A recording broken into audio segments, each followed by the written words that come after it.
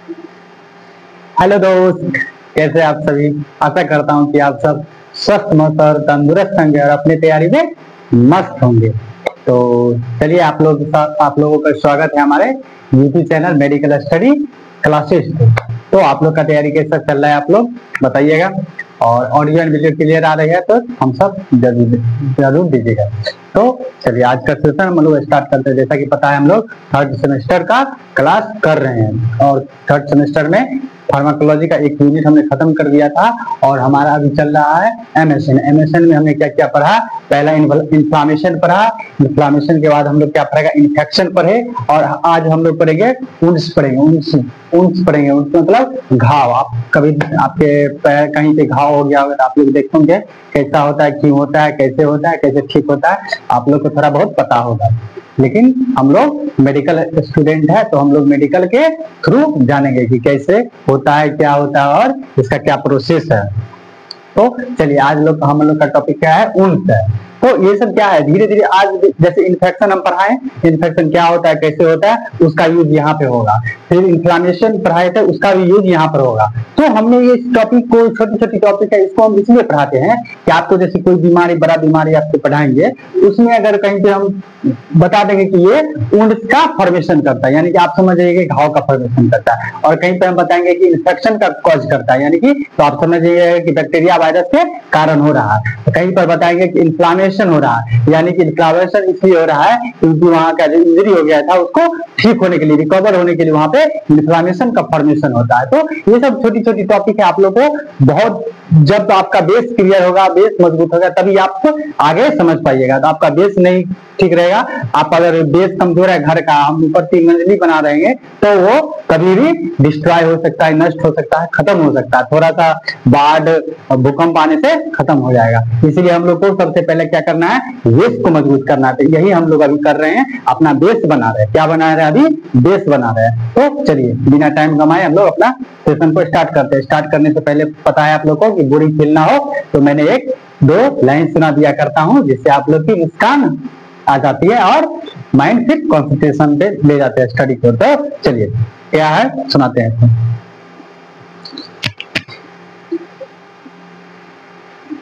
तुमने दिल पे घाव लगाया, तुमने दिल पे घाव लगाया, जैसे कि सेक्रेटली लिप से वार किया गया है। तुमने दिल पे घाव लगाया जैसे कि सेक्रेटरी लिप से वार किया गया हो। दर्द तो बहुत हुआ, दर्द तो बहुत हुआ, ब्लीडिंग भी नॉन स्टॉप हुआ। दर्द तो बहुत हुआ, ब्लीडिंग भी नॉन स्टॉप हुआ।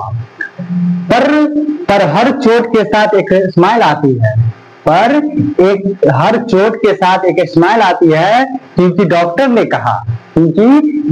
ने कहा ये सिर्फ लव का निशान है। ये क्या है, लव का निशान है। इलाज सिर्फ तुम्हारी हग और मिल्स से होगी। इलाज किससे होगी, तुम्हारी हग और मिल्स से। तो चलिए इस लाइन के साथ अपने सेशन को स्टार्ट करते हैं। अब उस सबको भूल के हम लोग कहाँ चले जाना है, अपने कैरियर पे चलना है। तो चलिए आज का क्लास क्या है, हम लोग का ऊंड है। तो ऊंड आप लोग को बता दें कि क्या होता है ऊंड, क्या ऊंड किसको कहते हैं। तो ऊंड मतलब क्या हो गया कि घाव हो गया। घाव अब किसी भी वजह से हो सकता है, फिजिकल तरीका से हो सकता है, केमिकल तरीका से होता है, बैक्टीरियल एजेंट से हो सकता है। तो वो हम लोग देखेंगे कि कैसे कैसे होता है और किस किस तरह से होता है। तो चलिए हम लोग आज ऊंड पढ़ेंगे। तो ऊंड क्या है, ऊंड बताया आपको कि आप लोग गांव घर में इसको क्या कहा जाता है, घाव कहा जाता है। तो चलिए हम लोग स्टार्ट करते हैं। तो ऊंड इज अ ब्रेक और डिसरप्चर। क्या है, wound is a break and disruption in the normal structure and function of the skin. क्या समझे आप लोग, wound is a break and rupture in the normal function of the skin. Skin पे क्या करता है, जब हमारा स्किन नॉर्मल काम करता है तो उस पे क्या करता है, यह ऊंड जब होता है, इंजरी के कारण हो चाहे किसी के एजेंट के कारण हो, वो क्या करता है, स्किन के नॉर्मल फंक्शन को या तो ब्रेक कर देता है या फिर उसको दबा देता है। क्या करता है, उसको ब्रेक करता है या उसको चाप देता है, दबा देता है। तो वही कहता है कि वुंड्स इज अ ब्रेक और डिसरप्चर कर देता है, उसको दबा देता है।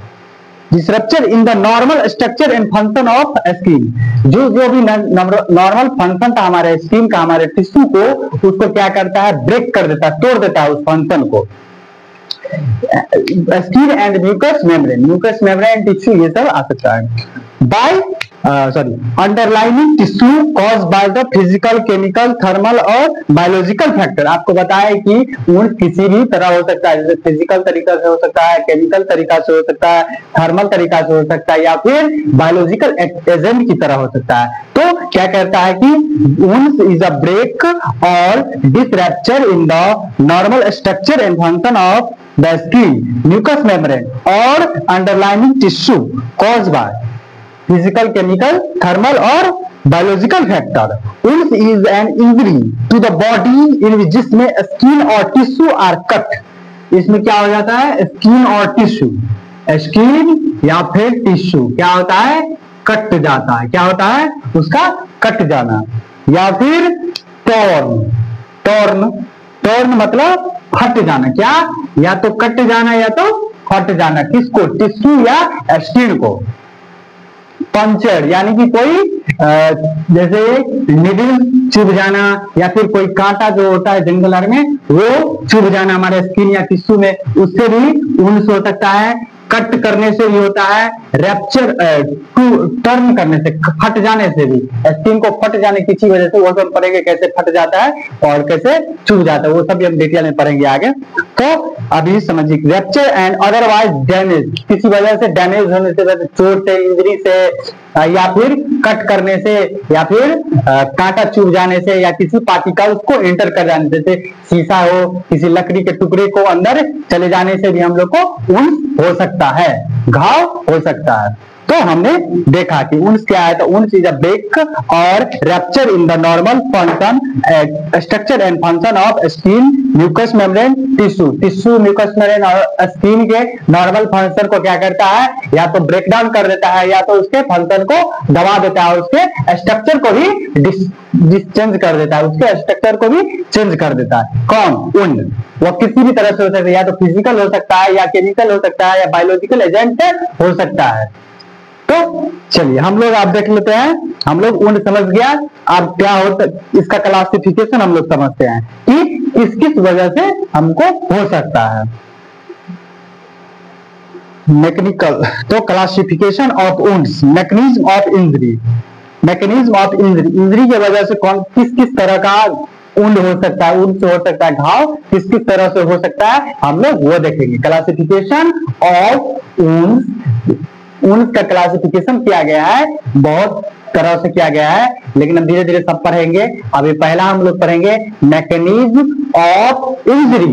इंजरी के कारण किस तरह से हम लोग के बॉडी में वुंड्स हो सकता है, घाव हो सकता है, वो क्या कॉज कर सकता है, क्या उसमें दिखने को मिलेगा, और एग्जाम्पल के साथ हम लोग पूरी तरह से समझेंगे। तो चलिए,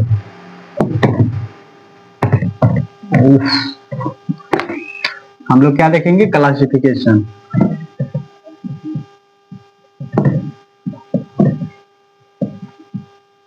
क्लासिफिकेशन ऑफ वुंड्स। पहला हम लोग पढ़ेंगे मैकेनिज्म।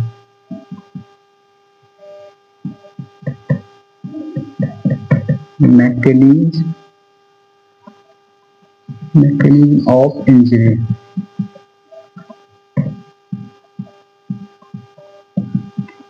तो मैकेनिज्म ऑफ इंजरी, पहला हम लोग क्या पढ़ेंगे, मैकेनिज्म ऑफ इंजरी की वजह से कैसे वुंड होता है, घाव होता है, तो इसको पढ़ेंगे हम लोग। तो पहला में हम लोग क्या पढ़ेंगे, मैकेनिज्म में क्या पढ़ेंगे हम लोग,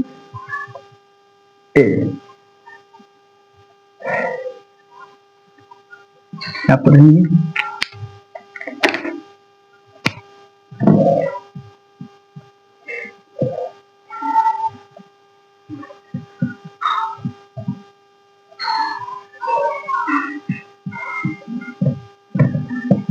तो क्लासिफिकेशन ऑफ वुंड, वुंड को वर्गीकरण किया गया है किसके आधार पर, मैकेनिज्म ऑफ इंजरी के आधार पर, मैकेनिज्म ऑफ इंजरी के आधार पर किया गया है, जिसमें हम लोग पहला पढ़ेंगे इंसिसेड वुंड, इंसिसेड वुड्स पढ़ेंगे।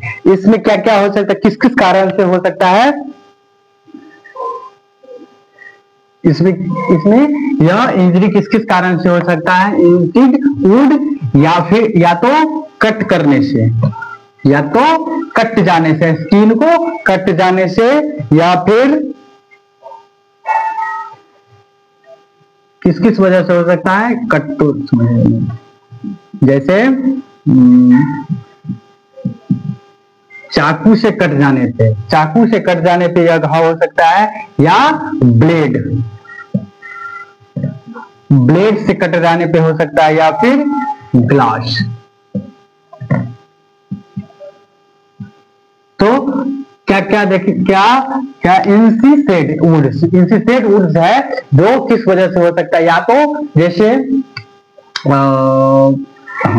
जैसे ये क्या है, स्किन है, यानी कि टिश्यू है, हमारा स्किन है, ये क्या होता है, कभी कभी चाकू से कोई सामान काटते काटते क्या होता है, हमारा उंगली कट जाता है, चाकू से कट जाता है, तो या तो चाकू से कट सकता है, या फिर ब्लेड से कभी कभी नाखून काटते वक्त क्या होता है, ब्लेड से कहीं भी कट सकता है, ये नहीं कि उंगली में नहीं, पूरे बॉडी, होल बॉडी में कहीं पे भी स्किन टिश्यू पे हो सकता है, या फिर ग्लास, कोई शीशा से कहीं पे जाते रहते हैं, कहीं पे शीशा रखा तो क्या होता है कि वहां पे पैर में कट जाता है। तो क्या क्या से हो सकता है, निप चाकू से कट सकता है, ब्लेड से कट सकता है, और ग्लास से कट सकता है। इससे क्या हो सकता है, हमको इंसिसेड वुड्स हो सकता है, इंसिसेड वुड्स हो सकता है। इसमें क्या क्या देखने को मिलेगा हमको, फीचर, जब कट जाएगा तो हम लोग को क्या क्या देखने को मिलेगा, फीचर, इसमें क्या क्या देखने को मिलेगा, clean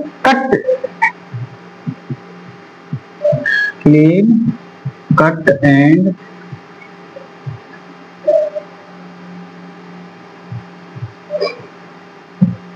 Aedes, clean cut and Aedes, जब का हमारे टिश्यू पे कोई चाकू या ब्लेड या ग्लास से कट जाता है तो वहां पे कोई इन्फेक्शन यानी कि कोई बैक्टीरिया का रोल नहीं होता, वो क्या होता है, साफ सुथरा कट होता है, एक साफ सुथरा कट होगा, यानी कि साफ सुथरा रहेगा, वहां पे कोई इन्फेक्शन का कोई खतरा नहीं रहेगा।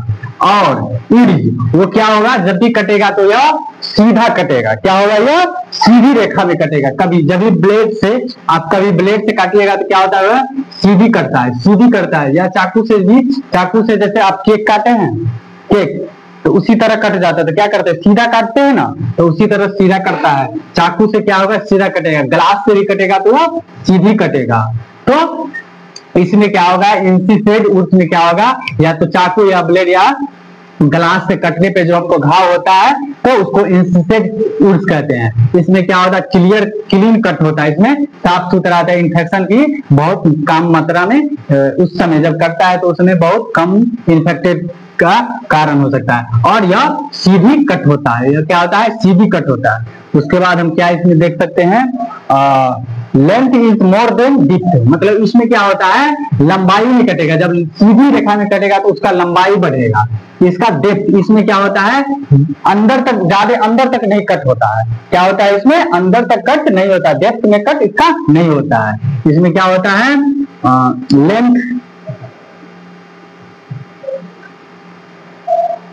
लेंथ इज मोर देन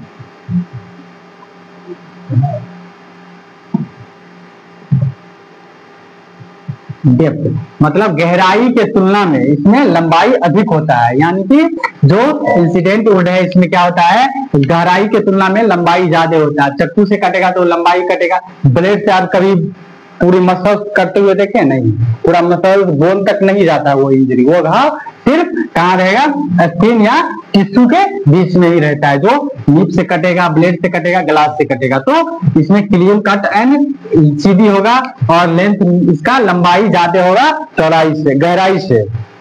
उसके बाद इसमें क्या होगा, लेस टिश्यू डिस्ट्रक्शन, इसमें क्या होगा, टिश्यू का लेस नुकसान होगा, बहुत कम मात्रा में डिस्ट्रैक्शन होगा। टिश्यू लेस टिश्यू डिस्ट्रैक्शन होगा, मतलब लेस टिश्यू डिस्ट्रैक्शन होगा, मतलब टिश्यू का इसमें बहुत कम मात्रा में नुकसान ही होगा।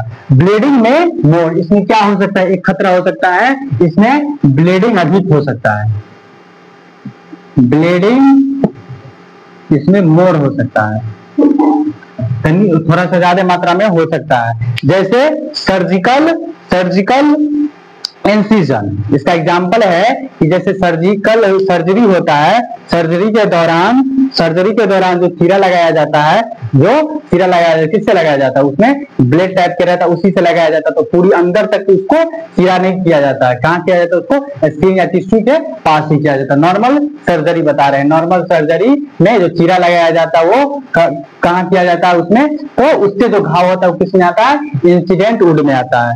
या निप कट, जो चाकू से कट रहा था, ब्लेड से कट रहा था, वो किसमें आता है, इंसिसाइड वुड, उसके कारण इंसिसाइड वुड से हो सकता है। तो इंसिसाइड वुड आप लोग समझ गए होंगे। उसके बाद हम लोग नेक्स्ट देखते हैं। उसके बाद दूसरा क्या है, बी में क्या है,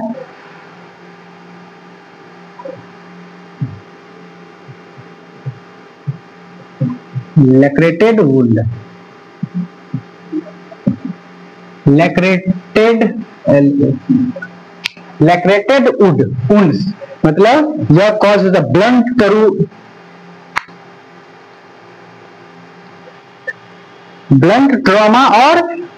ब्लंट ट्रॉमा मैकेनरी और एक्सीडेंट। इसमें क्या हो सकता है, ये वुंड्स किस वजह से हो सकता है कि कभी कभी बहुत भारी मात्रा में भारी इंजरी हो गया, भारी एक्सीडेंट होने के खतरा में, भारी वस्तु या भारी दुर्घटना से हो सकता है यह इंजरी। जैसे इंजरी एक्सीडेंट, बहुत किसी मतलब गाड़ी से टक्कर जो हो जाता है, उसमें क्या होता है, बहुत भारी मात्रा में इंजरी होता है, बहुत भारी मात्रा में उसका टिश्यू स्किन फट जाता है, तो वो क्या हो सकता है, लैक्रेटेड वुड्स में आ सकता है। लैक्रेटेड वुड्स यानी कि ब्लंट ट्रोमा हो जाएगा, यानी कि बहुत भारी मात्रा में उसको स्किन का डैमेज हो जाना, टिश्यू का फट जाना बहुत बड़े लेवल पर। और मैकेनरी और एक्सीडेंट, मतलब बहुत अधिक मात्रा में बहुत भारी तरह से एक्सीडेंट होना, जैसे कोई गाड़ी दोनों तरफ से स्पीड से आ रही है, क्या होता है, रोड में एक्सीडेंट होता है, पूरा दोनों ऊपर एक्सीडेंट हुआ और दोनों ड्राइवर थोड़ी सी ऊपर गया, फिर ऊपर से नीचे आया, इसका मतलब बहुत बड़ा एक्सीडेंट हुआ है। तो उससे जो घाव होता है उसको कहते हैं लैक्रेटेड वुंड्स।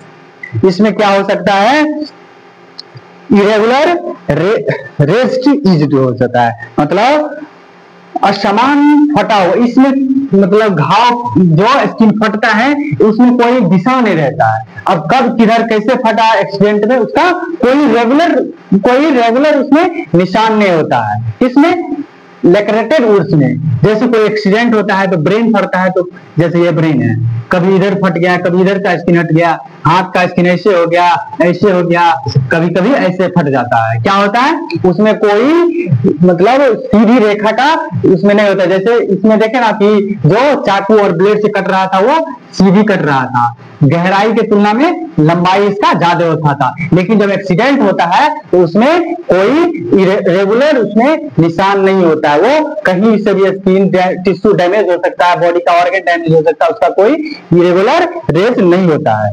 और टिश्यू ब्रिज प्रेजेंट, इसमें क्या होता है कि टिश्यू का ब्रिज बन जाता है। कैसे टिश्यू का ब्रिज बनता है, जब एक्सीडेंट होता है तो कभी क्या होता है कि जब टिश्यू फटता है तो टिश्यू फटने के बाद उस पे वो कभी कभी ऐसा होता है कि ये टिश्यू फट के कहां चला गया, आगे की ओर बढ़ गया, ये टिश्यू फट के क्या होगा, इस पे चढ़ गया, तो ब्रिज टाइप का बन जाता है। एक्सीडेंट इस ब्रिज टाइप का जो टिश्यू बन जाता है बॉडी में, वो किस में आता है, लैक्रेटेड वुड्स में आता है। एक्सीडेंट की वजह से कोई इरेगुलर कट नहीं होता है, वो कहीं से भी कट जाता है, किधरों फट जाता है, उसका कोई रेगुलर नहीं है। और उसमें जो है टिश्यू का बीज बन जाता है। कोई टिश्यू जैसे कट लगा तो क्या हो, और ये अलग से टिश्यू इधर आ गया, ये टिश्यू इधर आ गया, तो उसमें टिश्यू का डिसबैलेंस हो जाता है।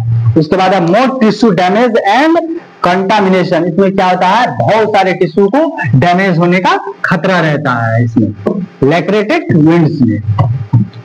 तो ये किस किस वजह से होता है बताया आपको कि कहा गया, रोड एक्सीडेंट में बताया आपको, रोड एक्सीडेंट से हो सकता है या इंडस्ट्रियल इंजरी से हो सकता है। जैसे कोई बड़े फैक्ट्री में वर्क कर रहा है, वहां से वो क्या हो गया, जैसे आपको बताया कि कभी कभी देखे होंगे कि जो काम करने वाला व्यक्ति रहते हैं वो क्या कहते हैं, 10 मंजिल पे जाके रस्सी के सहारे जाके वहां पे पेंटिंग करते रहते हैं। तो इस वजह से बड़े बड़े इंडस्ट्री में जब वर्क होता है तो वहां कहीं मशीन से गिर जाने पे, मशीन में गिर जाने की वजह से बहुत बड़ा इंजरी हो सकता है। उसके वजह से जो घाव होता है वो किसमें आता है, लैक्रेटेड वुंड्स में आता है। तो आपको बताया कि इसमें कोई रेगुलर और इवन नंबर में कट नहीं होता है, कहीं से कट जाता है, फट जाता है, ब्रिज टाइप का बन जाता है, उसमें बहुत सारे टिश्यू का डैमेज होने का खतरा रहता है। कैसे हो सकता है, रोड ट्रैफिक एक्सीडेंट से हो सकता है और इंडस्ट्रियल इंजरी से हो सकता है। उसके बाद तीसरा है एब्रेशन, सी है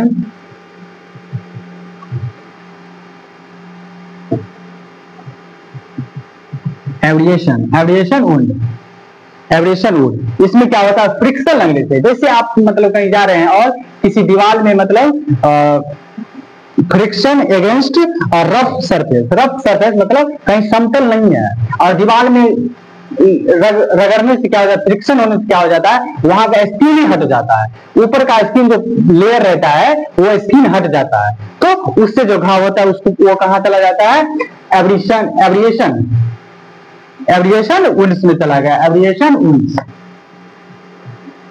एब्रेशन। ये क्या होता है, फ्रिक्शन से, जैसे कोई दीवार, कोई भी जैसे रफ सरफेस है, रफ सरफेस से क्या होता है, उसमें रगड़ जाने से क्या होता है, छिला जाता है। कोई एक्सीडेंट से भी, ये एक्सीडेंट से भी हो सकता है। कभी कभी एक्सीडेंट में क्या होता है कि बैक फिसल जाता है, बैक फिसल जाने के क्या होता है कि ऊपर का स्किन वो हट जाता है, वहां से ऊपर का स्किन हट जाता है, तो उससे जो घाव होता है वो कहाँ चला जाता है, एब्रेशन वुंड्स में चला जाता है।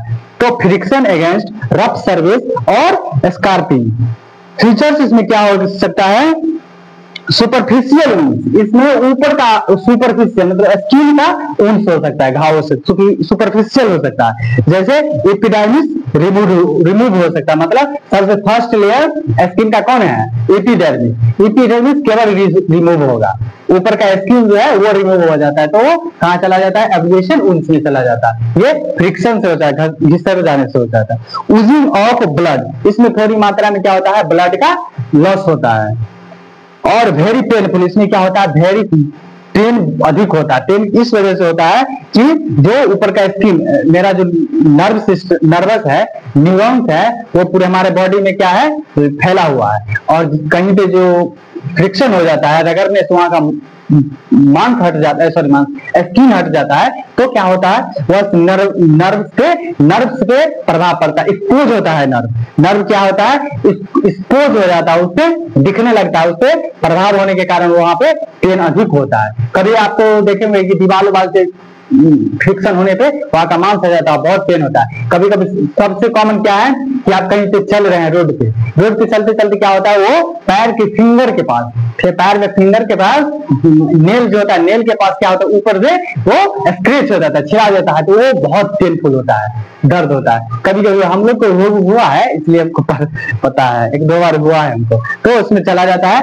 एब्रेशन वुंड्स में चला गया। तो ये कैसे हो सकता है, रोड रैश से हो सकता है, चल रहे हैं तो रोड पे रैश हो जाने का, पैर को रैश हो जाने पर कारण हो सकता है। और फॉल ऑन रफ ग्राउंड, मतलब कहीं पे समतल भूमि नहीं, वहां पे अगर फॉल गिर जाने से ये हो सकता है।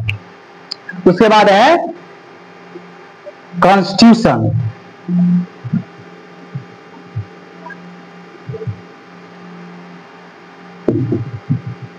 कॉन्स्टिट्यूशन वुंड्स, कॉन्स्टिट्यूशन विंड्स है। ये कैसे होगा, blunt force against without break in skin, ये कैसे होता है? आप लोग कभी सुने होंगे कि उसको जो है ना भितरिया मार मारे हैं, आप लोग सुने होंगे, बोलते हैं गांव घर में कि उसको भितरिया मार लगा है। इसका मतलब क्या हुआ कि उसको इतना मारा गया है कि बॉडी से ना कोई ब्लड डैमेज, ना ब्लड निकला हो, ना टिश्यू डैमेज हुआ हो। टिश्यू डैमेज हुआ है, अंदर से डैमेज हुआ, लेकिन कोई ब्लड यानी कि कोई उसमें ऊपर से कोई डैमेज नहीं हुआ, ऊपर से कोई डैमेज हुआ, अंदर बहुत बड़ा डैमेज हुआ, ऊपर से डैमेज नहीं हुआ। कभी कभी आप लोग, वो तो हम जान गए कि झगड़ा करने से बोलते हैं ना कि उसको भितरिया मार मारा, और पुलिस वाले तो क्या करते हैं, पुलिस वाले से भी ऐसा ही मारते हैं कि उसको, पुलिस वाले से ये रहता है उसके बॉडी से ब्लड नहीं आना चाहिए, तो ऐसा मानना है कि उसके बॉडी से ब्लड नहीं आना है, तो इसका मानना रहता है, तो वो ऐसा मारते हैं कि बॉडी से ब्लड नहीं आता है, अंदर में जो कुछ हो, टिश्यू डैमेज हो, ऑर्गन डैमेज हो, उससे दिक्कत नहीं है, लेकिन ब्लड नहीं आना चाहिए। तो इसी तरह वो ये वाला इश्यू वही है कि इसमें भितरिया मार मारने वाला घटना हो रहा है। यहाँ पे क्या हो रहा है, यहाँ पे ब्लड फोर्स, किसी वजह से आप अचानक से कोई वजह से आपको फोर्स लगा, यानी कि चोट लगा, और easily without break in skin, skin में कोई ब्रेक नहीं हुआ, कोई टूट फूट नहीं हुआ, लेकिन बहुत बड़ा गंभीर हो गया, मतलब अंदर से पूरा टिश्यू डैमेज है, लेकिन ऊपर से स्किन कुछ नहीं हुआ। कभी कभी होता है क्या कि आप लोग देखेंगे कभी कील ठोकते होंगे, कभी कील ठोकते वक्त क्या होता है कि जो हमर रहता है, हमर से क्या होता है उंगली पे लग जाता है, उंगली पे लगने से क्या होता है थोड़ी देर में वो पूरा ब्लैक टाइप के वहां पे बन जाता है, पूरा हार्ड बन जाता है। वो क्या था, यही था कॉन्स्टिट्यूशन, कॉन्स्टिट्यूशन उन्स है, इसमें कोई स्किन फटा उटा नहीं, अंदर से घाव कर दिया, तो ये हो सकता है। इसका क्या क्या फीचर देखने को मिलेगा, स्किन इरेक्ट, इंटैक्ट, स्किन का इंटैक्ट होता है, यानी कि कोई कट नहीं होता है और कोई डैमेज नहीं होता, बाहर से नहीं दिखने को मिलता है, और सब्सक्यूटेनियस ब्लीडिंग होता है, यानी कि ब्लड वेसल फट जाना, यानी कि अंदर में, स्किन के अंदर में, ये मान के चलिए स्किन है, इसके अंदर में क्या हो गया, ब्लड फट गया, ब्लड फट जाने के कारण वहां पे ब्लड सब एक जगह कलेक्ट होता है, जमा हो जाता है, वो बहुत गंभीर बीमारी करता है। तो ये हो गया। कहता है ना गांव घर में कि कोई गिर जाता है तो कपार पे ये बन जाता है, गुलटी बन जाता है, तो कहता है कि यार इससे अच्छा फूट जाता है वो बेहतर है, ये कैसे हो गया, ये बहुत गलत चीज है। मतलब जो मरा डेथ जो ब्लड हो जाता है, ब्लड वेसल्स को अंदर में फट जाने से क्या होता है, ब्लड डेथ हो जाता है, डेथ होने के बाद क्या वो जमा हो जाता है, जमा होने के बाद वो धीरे धीरे धीरे हार्ड बन जाता है, हार्ड बनने के कारण क्या होता है कि वहां पे एक समय बहुत बड़ा गंभीर घाव कर सकता है, और घाव भी कर सकता है, वहां का एरिया डैमेज हो सकता है, वर्क करना बंद कर देगा, तो ये थोड़ा डिफिकल्ट है। इसीलिए गाँव में कहता है यार इससे अच्छा फूट जाता वो बेहतर था, जमा कैसे हो गया, तो वही होता है, ब्लड वेसल्स फट के वहां पे कलेक्ट, एक जगह क्या होता है कलेक्ट हो जाता है, तो यही होता है। डिस्कलर हो जाता है, आपको बताइए ना कि वहां पे ब्लैक टाइप के बन जाता है वो ब्लड, और सब जो वहां का एरिया और डैमेज होने से ब्लड वेसल फट जाता है, तो वहां पे ब्लड रहता है, उसमें क्या क्या प्रोटीन प्लाज्मा जब सब ब्लड में मिला रहता है, वो सब एक जगह जब मिक्स हो जाता है, और उसके वजह से वहां पे क्या होता है कलर का चेंजिंग हो जाता है, रेड होता है, ब्लू होता है, ग्रीन होता है, येलो, बहुत तरह का देखने को मिलेगा। उसका स्वेलिंग एंड टेंडरनेस प्रेजेंट, वहां पे क्या हो जाता है, स्वेलिंग हो जाता है, बताइए ना आपको, जो एक जगह जमा हो जाता है तो वहां पे स्वेलिंग देखने को मिलेगा, और टेंडरनेस प्रेजेंट होता है, वहां पे छूने तक नहीं देगा, वहां पे जहां पे चोट लगा और क्या हो गया वहां फटा नहीं है, अंदर से बहुत ज्यादा चोट लग गया, वहां का ब्लड वेसल फट गया, तो क्या होता है वहां पे स्वेलिंग हो जाता है, स्वेलिंग इस तरह हो जाता है कि वहां पे आपको छूने नहीं देंगे, वहां पे जिसको फूल गया है वो क्या करेगा, उसको फिंगर रखने नहीं देगा, इतना दर्द होता है उसको, असहनीय पेन होने लगता है। तो ये किसमें आ जाएगा उसमें, ये कैसे हो सकता है, स्पोर्ट्स से हो सकता है, खेलते खेलते जब कभी कभी अचानक हो जाता है उससे लग सकता है, और अचानक गिर जाने से हो सकता है। आपको बताया जैसे हमर ठोकने से क्या होता है, स्किन पे कहीं पे एक जगह हो जाता है, वो ब्लड नहीं आता है, वो वहां पे ब्लड वेसल्स वहां पे डैमेज होकर वहां पे कलेक्ट हो जाता है, तो ये कभी कभी हुआ, हम लोग को हुआ है, कील ठोकते वक्त हुआ है ऐसा। उसके बाद है पंचर वुंड, उसके बाद क्या है puncture,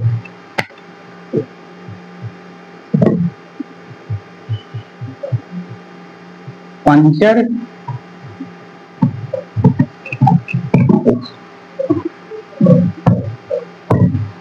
puncture wound, puncture woods है, मतलब कि point sharp object needle nail thread स्पिंचर, मतलब इसमें क्या होता है कि एक पॉइंट की तरह चुभ गया स्किन या टिश्यू में, उससे जो घाव हो जाता है उसको क्या कहते हैं पंचर। जैसे बोलते हैं ना कि गाड़ी उड़ी पंक्चर हो गया, पंक्चर मतलब गाड़ी पंक्चर हो गया, साइकिल पंक्चर हो जाता, क्या होता है उसमें एक छोटी पतली नुकीली चीज क्या होगा, चुभ गया, उस ट्यूब के अंदर चुभ गया, तो क्या होता है उससे एयर बाहर आ जाता है, तो हम लोग कहते हैं पंक्चर हो गया। उसी तरह हमारे स्किन में उसी तरह कोई नीडल हो, कांटा हो या छोटी छोटी पार्टिकल्स किसी चीज का, मेटल का हो, जैसे लकड़ी का हो या कोई शीशा का हो या फिर किसी छोटी छोटी पार्टिकल्स मेटल जो कि स्किन के अंदर टिश्यू के अंदर चला जाता है और धीरे धीरे वो टिश्यू में घाव बना लेता है, उसको हम क्या कहते हैं पंक्चर वुंड्स कहते हैं, पंक्चर वुंड। तो ये किस किस वजह से हो सकता है, निडल्स के चुभने से हो सकता है,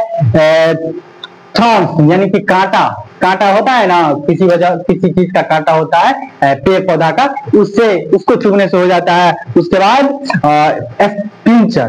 स्पिंचर जो छोटी छोटी टुकड़ा होता है, किसी शीशा का हो, लकड़ी का हो, और बहुत सारे हो सकता है, रोड पे जो रहता है वो चुभने से जो वुंड्स होता है उसको हम कहते हैं पंक्चर वुंड्स। तो इसका क्या क्या सिम्टम्स दिखने को मिलेगा, स्मॉल एंट्री वुंड, यह छोटा सा घाव होगा, लेकिन छोटा तो होगा, कहते हैं ना कि छोटा पैक बड़ा धमाका। अभी दीपावली चलेगा, छठ में छोटा पैक बड़ा धमाका, तो वही यहाँ होता है, चुभेगा थोड़ी सी मात्रा में, लेकिन यह जो कॉज करता है बहुत डीपली जाके कॉज कर देता है। क्या होता है, आप लोग कभी सुने होंगे गाँव में क्या होता है कि कोई बोलता है ना कि कांटा कभी चुहा था यहाँ पे काटा, और ये कॉज करते करते हमारे पास यहाँ पे आ गया, मतलब वो फैलते रहता है, जिस तरह आपका बॉडी का ग्रोथ होगा उस तरह वो फैलते जाएगा। कौन ये, जब कोई कांटा गड़ जाता है तो क्या होता है, जब जिस तरह से करिए आप लोग देखेंगे पेड़ में आप जब छोटा पेड़ रहता है उसमें आप कहीं पे एक स्टीम में क्या कीजिए, एक रस्सी को बांध दीजिए, रस्सी चाहे कुछ भी बांध दीजिए, वो क्या बहुत दिन के बाद आप लोग जब उस पेड़ के पास जाइएगा तो आपको याद भी आएगा और कुछ अलग फील होगा। क्या होगा कि ये रस्सी धीरे धीरे क्या होगा, जब जिस तरह पेड़ पे ग्रोथ हुआ उस तरह ये रस्सी उसके अंदर चला जाता। उसी तरह होता है जब कभी बच्चे में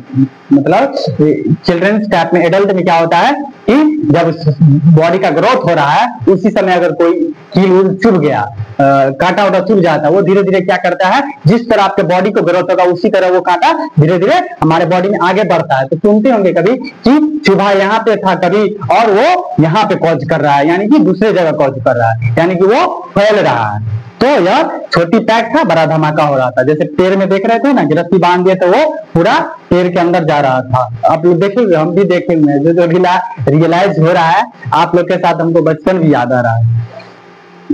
तो चलिए, तो इसमें क्या कर रहा है, small entry would but deep track, मतलब जो गहरा प्रभाव डालता है, ये डेप्थ मोर देन विड्थ। इसमें क्या होता है कि इसमें क्या हो रहा था कि ये चौड़ाई के तुलना में लंबाई अधिक हो रहा है, इसमें क्या हो रहा है, लंबाई के तुलना में डेप्थ ज्यादा जा रहा है, यानी कि अंदर ज्यादा कॉज कर रहा है। ये क्या कर रहा है, अंदर कॉज कर रहा है। हाई रिस्क ऑफ इन्फेक्शन, इसमें क्या हो सकता है, इन्फेक्शन की खतरा हो सकता है। इसमें जैसे आपको टेटनस देखने को मिल सकता है।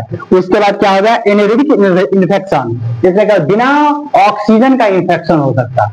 बताइए ऑक्सीजन किसके लिए जरूरी है, बैक्टीरिया वायरस से जो इन्फेक्शन हो रहा था उसके लिए, लेकिन इसमें क्या हो सकता है, विदाउट ऑक्सीजन, बिना ऑक्सीजन का इन्फेक्शन हो सकता है। तो इसमें बिना इन्फेक्शन का हो सकता है टेटनस आपको देखने को मिलेगा। इसीलिए बोलते हैं कि कभी भी कील कांटा चुभ जाए तो टेटनस का इंजेक्शन ले लेना चाहिए।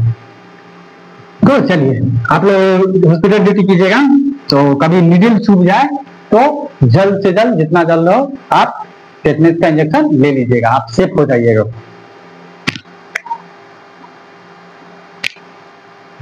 एक मिनट,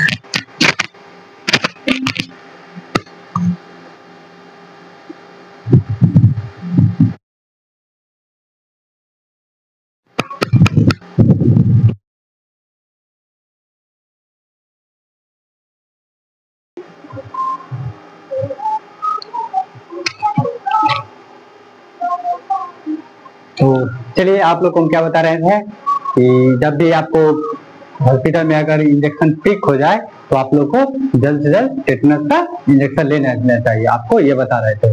तो जरूरी है, अगर ठीक हो गया इंजेक्शन तो आपको टेटनस का इंजेक्शन लेना जरूरी है, तो आप सेफ हो जाइएगा आगे की बीमारी से, जैसे टेटनस की होने की संभावना से आप बच सकते हैं। तो हम लोग क्या पढ़ रहे थे, पंचर वंड पढ़ रहे थे, पंचर वंड पढ़ रहे, मतलब कि कैसे निडल से कैसे हो रहा था, और थ्रॉट जो कांटा गर रहा था उसे कैसे हो रहा था, उससे जो जो हो रहा था घाव, उसको हम क्या कर रहे थे, पंचर वुंड कह रहे थे, पंचर वुंड कह रहे थे। इसमें क्या क्या फीचर्स देखने को मिलेगा, स्मॉल एंट्री वुंड मिलेगा, बट बहुत गहराई का घाव कर सकता है यह।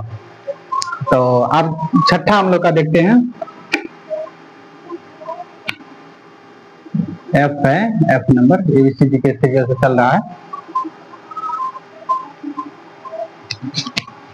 तो क्या है, पेनिट्रेटिंग, क्या है,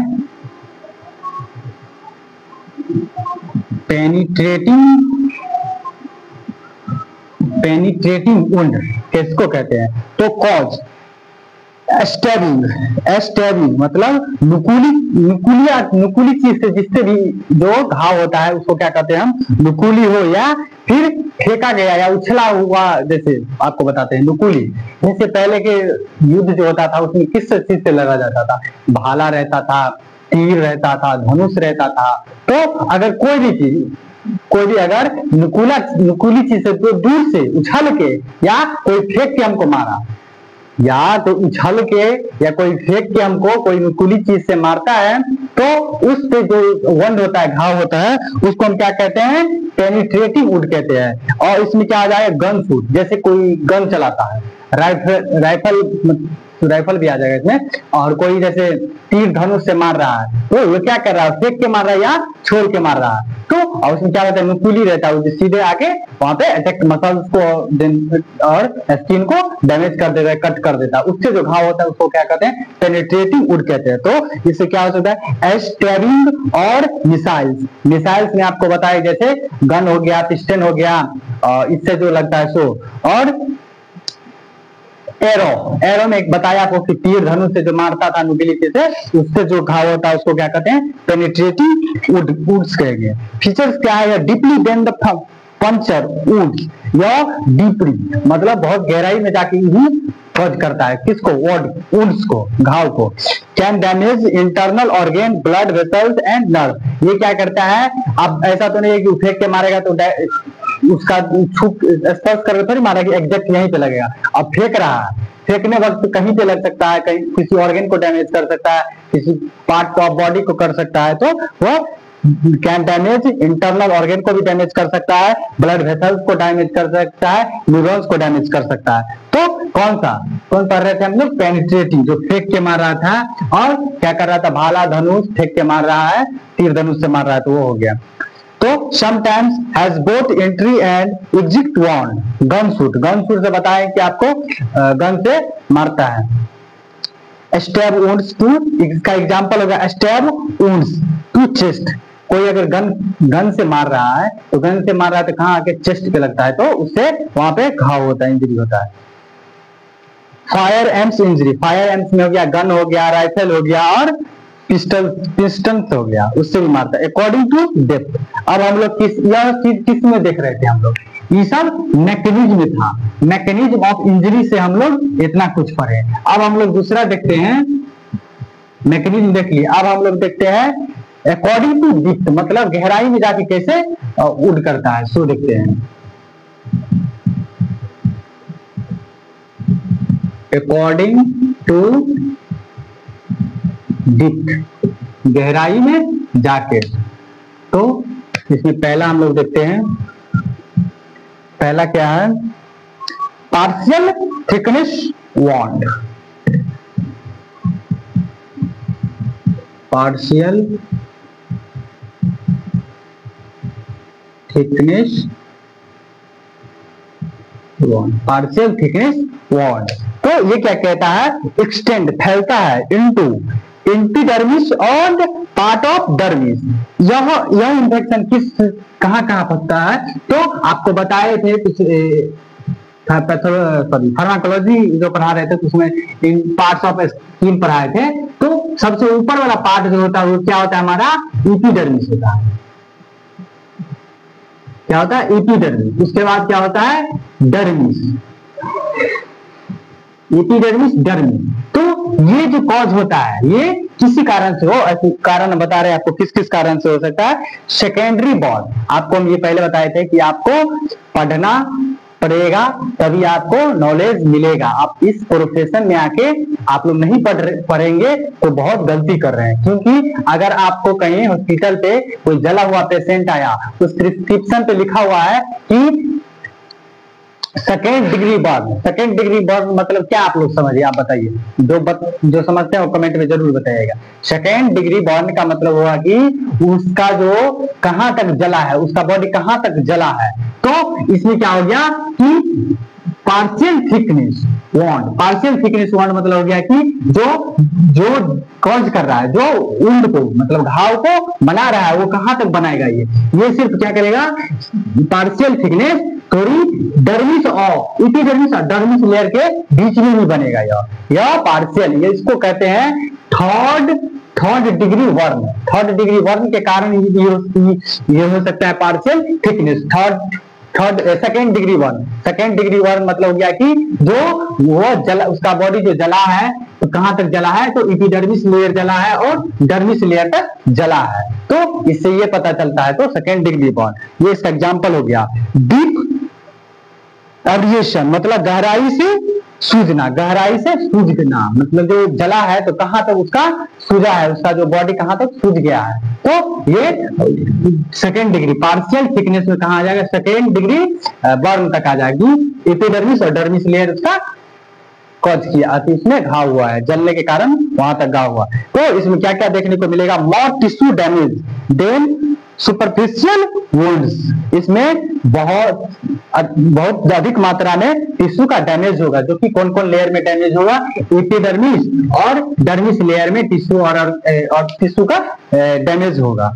और मॉडरेट ब्लीडिंग, इसमें थोड़ी बहुत, पूरी ना कम कह सकते हैं ना ज्यादा कह सकते हैं, मॉडरेट बीच में, तो ब्लीडिंग भी होगा। और सीरस डिस्चार्ज, सीरस डिस्चार्ज मतलब होगा कि जैसे आप जले हुए पेशेंट को देखिएगा कि उसमें से फ्लूइड से बाहर आते रहता है, वो फ्लूइड से बाहर आता है तो वो भी इसमें डिस्चार्ज होगा, बाहर आते रहेगा धीरे धीरे।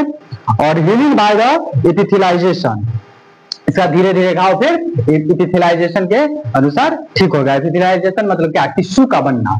टिश्यू एपिथेलियम क्या है, एक हमारा टिश्यू है ना, तो उसका बनना वही कहलाता है एपिथेलाइजेशन।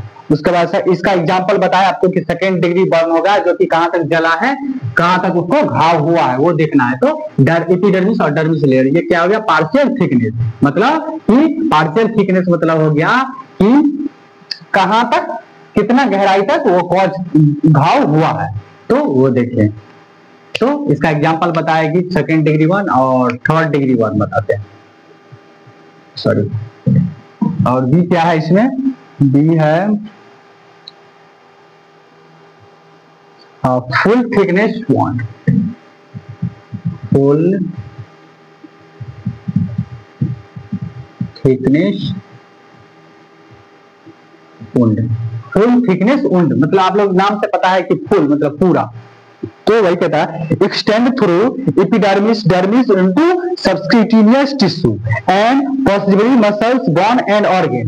ये क्या है, ये थर्ड, इसको कहते हैं थर्ड डिग्री बर्न। मतलब कि जो इसमें क्या हो रहा था पार्शियल में कि एपिडर्मिस और डर्मिस लेयर को जला घाव कर रहा था, इसमें क्या होता है कि पूरे स्किन लेयर जैसे एपिडर्मिस डर्मिस सबक्यूटेनियस मसल्स के बाद क्या होगा, बोन होगा, बोन के बाद ऑर्गन और सभी को डैमेज कर देगा, सभी में घाव कर, इतना गहराई से डीपली लिखा हुआ है, आप लोग पढ़ सकते हैं। फुल थिकनेस वॉन्ड, इसमें पार्शियल था तो दूरी कर रहा था, इसमें फुल थिकनेस है, यानी कि डर्मिस लेयर पर पहले कहते इसको हम epidermis dermis subcutaneous muscles bone फिर ऑर्गन, सभी को घाव, इतना गहराई में जाके वो घाव करेगा, इसको कहते हैं third degree burn. Third degree born कहते हैं। इसका क्या क्या फीचर हो सकता है कि सेवर्ड टिश्यू डिस्ट्रक्शन, इसमें बहुत सारे टिश्यू का टिश्यू का डैमेज, क्योंकि वो पहले डर्मिस एपिडर्मिस डर्मिस उसके बाद सबक्यूटेनियस मसल्स ऑर्गन बोन सबको डैमेज कर रहा है, सब पे घाव कर रहा है। तो ये इसमें बहुत सारे टिश्यू का डिस्ट्रक्शन होगा। हाई रिस्क ऑफ इन्फेक्शन, इसमें पूरा चांस रहता है कि इन्फेक्शन का खतरा का। Usually heals by scar formation, इसमें क्या कहता है स्कार का फॉर्मेशन बनाता है, निशाने बनाता है। और में रिक्वायर सर्जिकल क्लोजर, इसमें क्या होता है कि अधिकतर चांस रहता है कि अब उसको सर्जिकल क्लोजर देना पड़ेगा। सर्जिकल क्लोजर मतलब सर्जिकल करके उसके घाव को फिर भरा जाएगा। जैसे कभी सुने होंगे ना हॉस्पिटल में कि किसी को कहीं पे मांस भरना पड़ता है, उसका जांग का मांस वहां से हट लेके और उसको घाव पे भरा जाता है, जिसका घाव रिपेयर नहीं होता है, रिपेयर भी नहीं होता है और रिजनेशन भी नहीं होता उसका घाव का। तो क्या करता है उसके जांग का मांस काट के, क्योंकि जांग का मांस एक ऐसा है जो बहुत तेजी से रिपेयर होता है, बहुत तेजी से रिपेयर होता है। कहीं भी अगर बॉडी में मांस का जरूरत रहता है तो यहीं से काट के दिया जाता है वहां पे। तो इसको थर्ड डिग्री बर्न कहते हैं।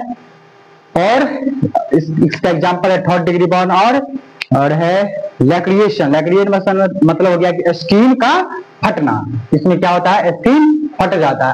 अब आपको ये डिसाइड करिए कि अगर ये हमको ऑर्गन तक पहुंचना है तो ये कैसे कैसे जाएगा। पहले डर्मिस लेयर को फाड़ेगा, एपिडर्मिस डर्मिस, उसका सबक्यूटेनियस मसल्स बोन, तब जाकर ऑर्गन के पास जाएगा। तो इतना लेयर पार करने के बाद ये जाता है। तो उसके बाद ये तो देख लिया हम लोग, किसमें देखिए according to depth, according to depth के अनुसार हमारा 2 था। उसका तीसरा है degree of contamination. Degree of contamination, degree of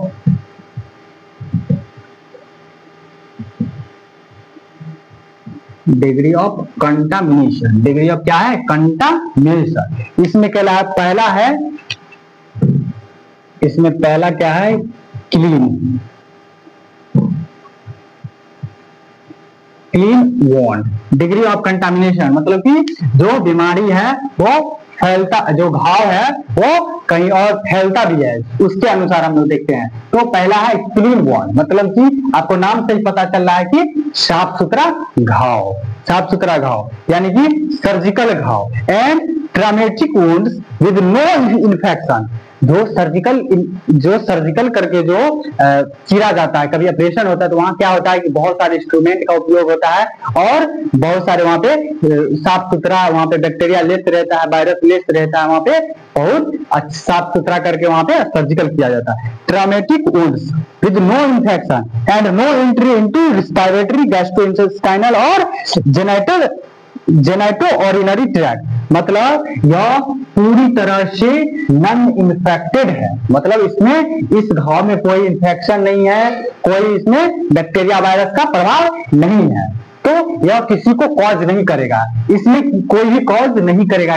किस चीज को नहीं करेगा, जैसे मैं बता देता तो गैस्ट्रोइंटेस्टाइनल को ट्रैक को भी नहीं इन्फेक्शन करेगा, रिस्पायरेटरी को भी इन्फेक्शन नहीं करेगा, कॉज नहीं करेगा, और जेनाइटो यूरिनरी ट्रैक्ट इस सब को भी नहीं करेगा, क्योंकि यह बहुत ही जब भी ऑपरेशन होता है ऑपरेशन थिएटर में, वहां बहुत सारे सभी वहां का इंस्ट्रूमेंट और वहां का एरिया आपको बहुत शांति और बहुत क्लीन, वहां पे बहुत क्लीन ओटी का जो सिस्टम रहता है बहुत साफ सुथरा और वहां का इन्फेक्टेड लेस रहता है।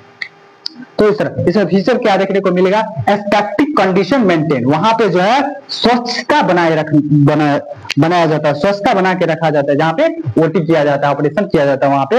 इस वजह से इसमें क्लीन वॉन्ड्स होता है, इसमें कोई इन्फेक्शन की खतरा नहीं रहता है।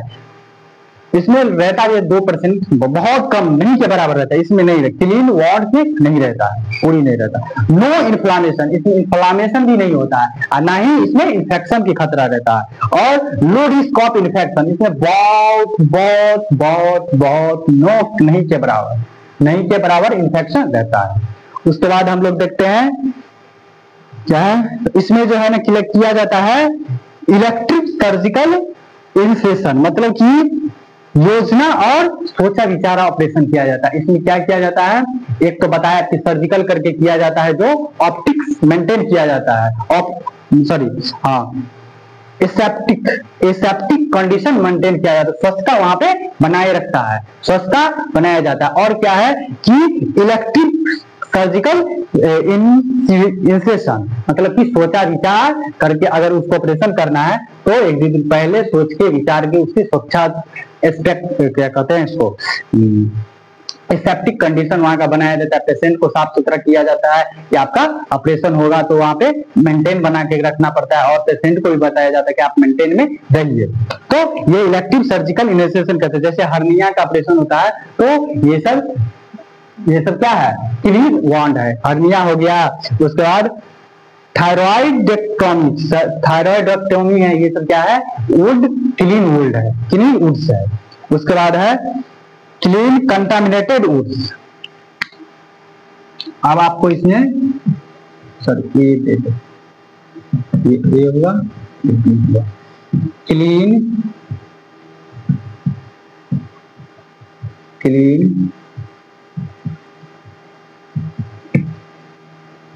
कंटामिनेटेड, आपको पता इसमें चल रहा होगा, आप थोड़ा भी आप ध्यान लगाइएगा। तो इसमें क्या था, पूरी तरह से बैक्टीरिया लेस, कोई इन्फ्लामेशन नहीं हो रहा था वहां पे। तो जब भी कोई बैक्टीरियल इन्फेक्शन होगा नहीं तो वहां पे इन्फ्लामेशन क्यों होगा, बैक्टीरिया नहीं आएगा, वायरस नहीं आएगा तो क्यों होगा।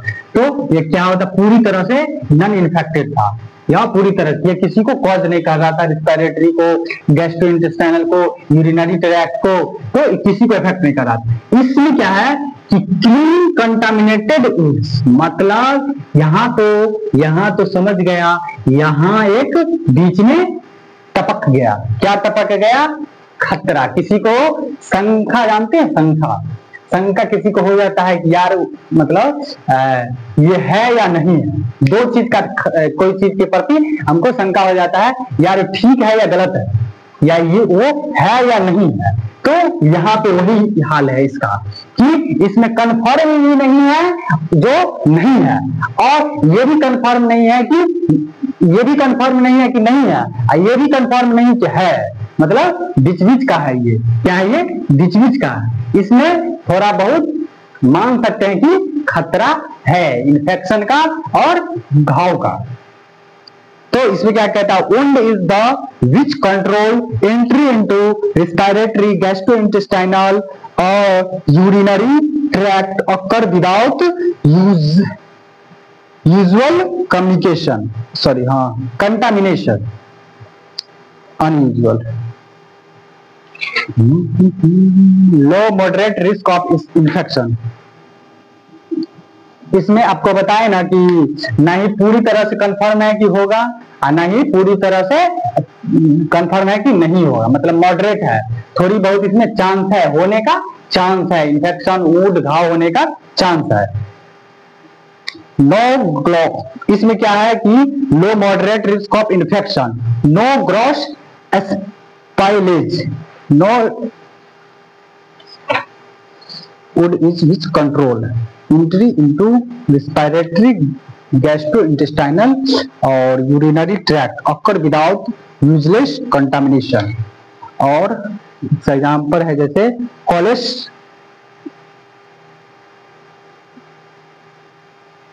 कोलेस्टेक्टोमिस, मतलब कि जो गॉल ब्लैडर का ऑपरेशन होता है उसमें, और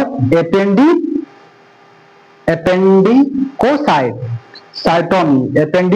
ऑपरेशन होता है अपेंडिक्स का। इसमें क्या होता है कि विदाउट रप्चर, इसमें क्या होता है कि कभी कभी क्या होता है कि जैसे ऑपरेशन हो रहा है, किसी बॉडी को ऑपरेशन हो रहा है, तो उसमें क्या होता है कि कोई पार्ट ऑपरेशन, जो उस बॉडी का जो कोई फ्लूइड हो या कोई सा मटेरियल, वेस्ट मटेरियल, क्या होता है कि नीचे आ जाता है, मतलब ओटी में आ जाता है, उससे इंफेक्शन का खतरा रहता है, उससे घाव का खतरा रहता है, थोड़ी बहुत पूरी तरह से नहीं, थोड़ा बहुत कम की मात्रा में इसमें रहता है। उसके बाद क्या है,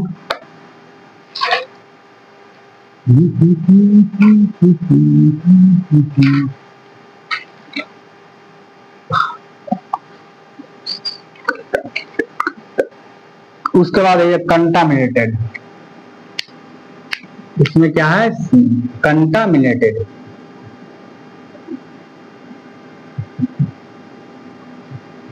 कंटामिनेटेड।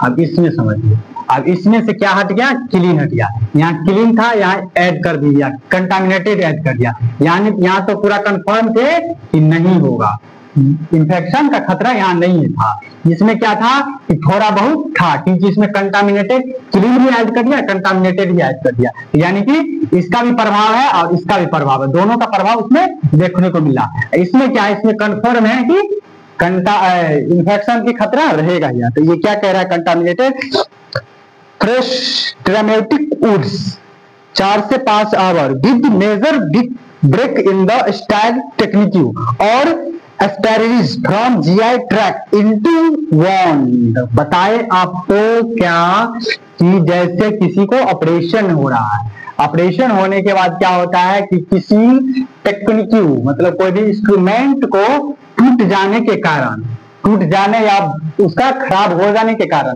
मान के चलिए कोई ऑपरेशन किया में मतलब लाइट है, अब लाइट कट गई, मतलब वहां पे कुछ कंडीशन से कट गया, अब कट गया तो फिर क्या किया जाएगा, अंधेरे में थोड़ी ऑपरेशन करेंगे, तो थोड़ी देर के लिए वहां पे ब्रेक लिया जाता है, ब्रेक के कारण ही कुछ इन्फेक्शन फैलता है, वॉन्ड फैलता है। और क्या हो सकता है इसमें कि वो जो बताया आपको कि उस समय कोई उसका जो जहाँ पे ऑपरेशन हो रहा है उसका जो कोई वेस्ट पार्ट है या फिर उसका जो कोई फ्लूइड है उसके अंदर का, ऑपरेशन के टाइम वो क्या होता है, बाहर आ जाता है, उससे घाव होने का खतरा रहता है। तो हम क्या बताए आपको कि फ्रेश ट्रॉमेटिक वुंड 4 से 5, जब ऑपरेशन चालू है तो कुछ देर में ब्रेक हो गया, मतलब कोई टेक्निकल इश्यू के कारण, कोई इंस्ट्रूमेंट के कारण उसको ब्रेक लेना पड़ा, ब्रेक लेने के कारण ही उसमें क्या होता है, without major break style technique और springs from GI tract into wound. मतलब वही है कि टेक्निक के कारण ब्रेक लेना पड़ता है, जब ब्रेक लेने ओपन रहता है, जब ऑपरेशन चालू रहता है तो उसको चीरा लगा दिया, उस बीच में अगर कोई टेक्निकल इश्यू हो गया, इंस्ट्रूमेंट इश्यू हो गया, तो वहां पर ब्रेक लेना पड़ता है, ब्रेक के कारण ही वो घाव बढ़ जाता है। तो ये कंटामिनेटेड, इसमें फिक्स है कि होगा ही होगा। और क्या है, एक और है इसमें, उसका क्या, dirty and infected would. Dirty and infected wound. Dirty and infected would मतलब क्या, जैसे किसी को एक्सीडेंट हुआ, एक्सीडेंट होने के बाद क्या हुआ कि वो जो गाड़ी पर से गिरा तो क्या हुआ, अब ऐसा फिक्स हो रही है कि कहीं अच्छी जगह पर गिरा, कहीं नाली में गिर गया, किसी जंगल में गिर गया, उसमें बहुत तरह से बैक्टीरिया वायरस सब वहां मौजूद है, तो वहां पर क्या होता है, जो छिला उला गया उसका घाव, पैर उड़, माथा उठा, देह शरीर, उसमें क्या मट्टी भी लग गया और उधर वायरस भी उसके शरीर में उसके घाव पे अटैक कर दिया। तो वही कह रहा है यहाँ पे कि डर्टी एंड इन्फेक्टेड वुंड, यानी कि मिट्टी बालू भी लग गया, उसके बाद क्या हुआ कि उसको बैक्टीरिया वायरस का भी इन्फेक्ट हो गया, उससे जो घाव हुआ उसको कहेंगे डर्टी एंड इन्फेक्टेड वुंड्स कहेंगे। तो क्या कह रहा है कि उसका एग्जांपल आप बताए, तो इसमें है कि old traumatic retained devitalized tissue pus foreign material और एग्जिट इन्फेक्शन। मतलब वो तो हम बताए आपको एग्जांपल है, ओल्ड ट्रॉमेटिक वुड्स, जो बहुत पहले से कोई बड़ा घाव है, विद रिटेन्ड डेविलिटाइज्ड टिश्यू। डेविलिटाइज्ड टिश्यू का मतलब ये हुआ कि उस टिश्यू के पास ब्लड सप्लाई नहीं हो रहा है। डेविलिटाइज्ड टिश्यू का मतलब हुआ कि वहां पे ब्लड वेसल, ब्लड नहीं पहुंच रहा है वहां पे जहां पे घाव हो गया है। तो उसमें क्या करा है, उससे क्या होता है, पॉस बनने लगता है, पॉस बनने का फॉरिजिन मटेरियल, कुछ फॉरिजिन मटेरियल जो उसमें एंट्री कर जाता है, और एग्जिट इन्फ्लामेशन, और क्या करता है, पहले से अगर पहले से इन्फ्लामेशन इन्फेक्शन हुआ है तो उसको कहते हैं डर्टी और इन्फेक्टेड वुंड। इसका फीचर क्या हो सकता है कि कॉन्टेन बैक्टीरिया, इसमें क्या होगा, बैक्टीरिया का प्रकोप मिलेगा, इसमें बैक्टीरिया प्रेजेंट रहेगा। उसके बाद क्या होगा कि डेफिनेट साइन ऑफ इन्फेक्शन, जैसे इसमें पॉस बनेगा, इसमें क्या होगा, पॉस भी बनेगा, उसके बाद क्या होगा इसमें नेक्रोसिस। नेक्रोसिस मतलब हम आपको बताए थे कि सेल को, डेथ सेल को क्या कहते हैं, नेक्रोसिस, यानी कि वहां पे सेल का डैमेज होगा, मतलब मरेगा सेल। उसका very high risk of complication, मतलब इसका हो सकता है कि इसके कारण डर्टी एंड इन्फेक्टेड वुड के कारण उसको गंभीर रूप से बहुत दिनों तक उसको झेलना पड़ेगा, तो जटिल बन जाएगा वो घाव, क्या होगा, जटिल बन जाएगा और गंभीर रूप से उसको कॉज करेगा। तो इसका कुछ एग्जांपल है गैंग्रियस। गैंग्रियस मतलब होता है कि टिश्यू का सड़ जाना। इसमें क्या होता है, टिश्यू सड़ जाता है, मतलब पूरी तरह से वो डैमेज होता है, सड़ जाता है। उसके बाद क्या होता है, परफोरेटेड अपेंडिक्स, यानी कि दीवार को कट जाना। अपेंडिक्स के दीवार, अगर अपेंडिक्स के पास घाव है तो क्या होता है, अपेंडिक्स के दीवार को ही काट देता है। जैसे आप लोग कभी वो किसी लकड़ी को आप देखिएगा थोड़ी दिन के लिए उसको सीधे ऐसे करके रख दीजिए किसी भूमि पर, मतलब जहाँ पे मिट्टी उठी हो वहां पे लगी, और कुछ दिन बाद, 1 महीना 2 महीने के बाद उसको उठाइएगा तो ऊपर से आपको लगेगा कि ठीक है, ऊपर से लगेगा ठीक है, लेकिन उसको जब उठाइएगा तो पूरा नीचे का उसका खोखला बना रहता है, मतलब बैक्टीरिया से उसको क्या करता है, खा जाता है, फंगी सब। तो उसी तरह जब इन्फेक्शन हो जाता है इसमें डर्टी एंड इन्फेक्टेड, तो अपेंडिक्स के दीवार को पूरी तरह से नष्ट कर देता है, खा जाता है बैक्टीरिया नीचे। तो यही था।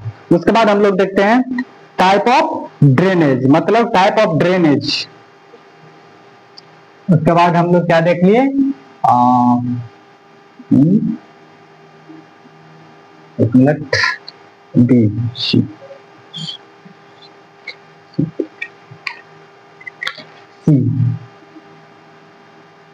ये क्या हम देखें, सी, ये 3 तक देख लिए, 3 को टॉपिक हमने कवर कर लिया, 3। और चौथा क्या है, अब हम लोग चौथा,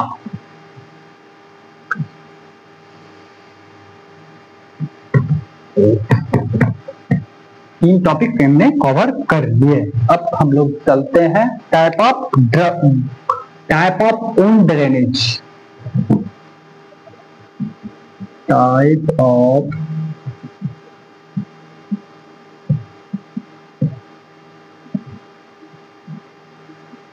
ऑफ वुंड ड्रेनेज।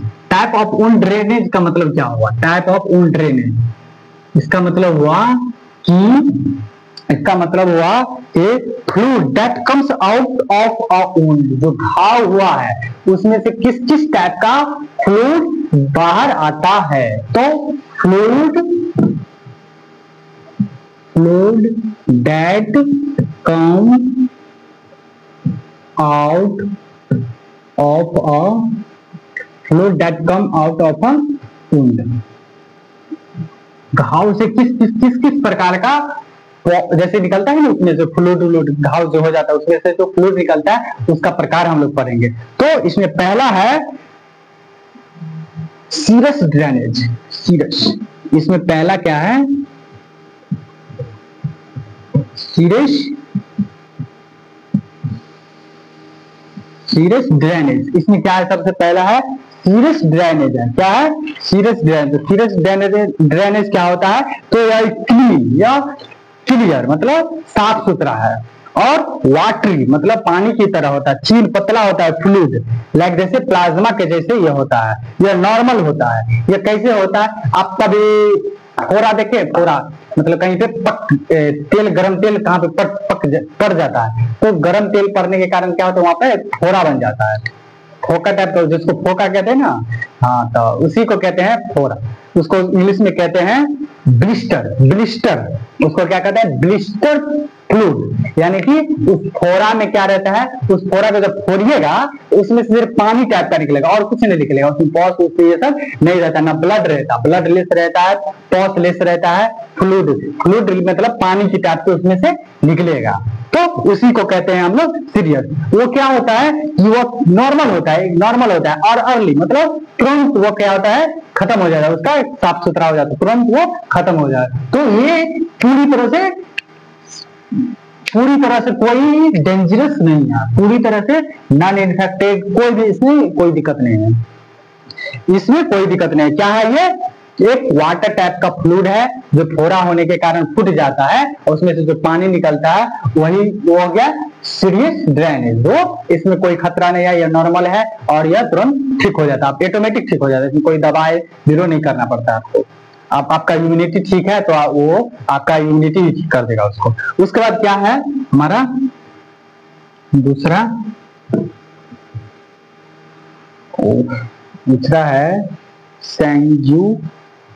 सैंग्यूनिशियस।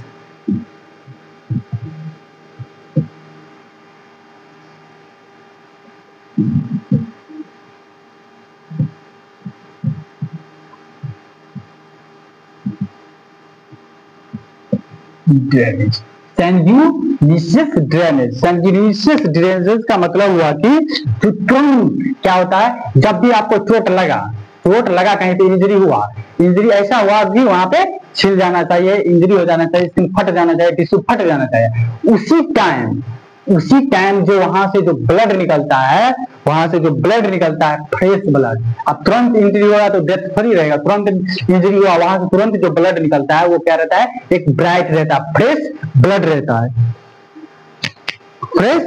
रहता है, ब्राइट और fresh red seen in the fresh wounds, trauma और ब्लीडिंग इंजरी।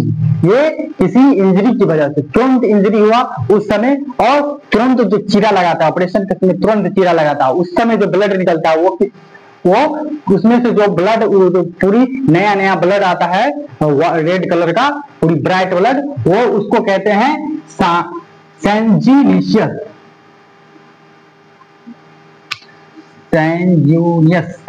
ड्रेनेज कहते हैं उसको, जो नया ब्लड पूरी फ्रेश और नई ब्राइट ब्लड जो आता है जब इंजरी होता है उस समय और जब चीरा लगाता है उसी समय, तुरंत जब इंजरी हुआ तब जब चीरा लगाए तब जो फ्रेश ब्लड आता है उसको हम कहते हैं सैंग्यूनियस ड्रेनेज। उसके बाद हम लोग देखते हैं तीसरा है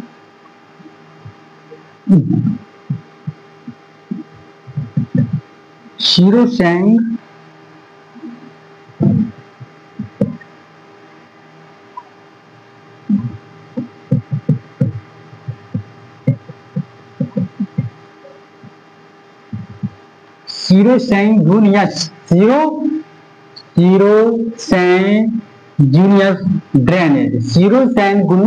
ड्रेनेज। ये क्या होता है, यह पेल pink thin fluid mix of serum plus blood common in the healing stage of wound.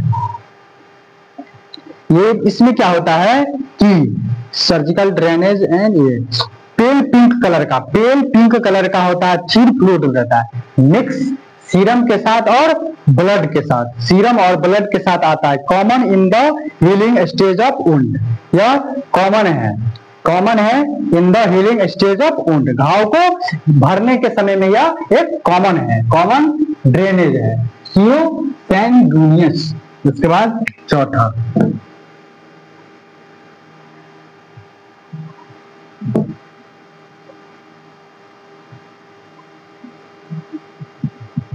Prudent drainage.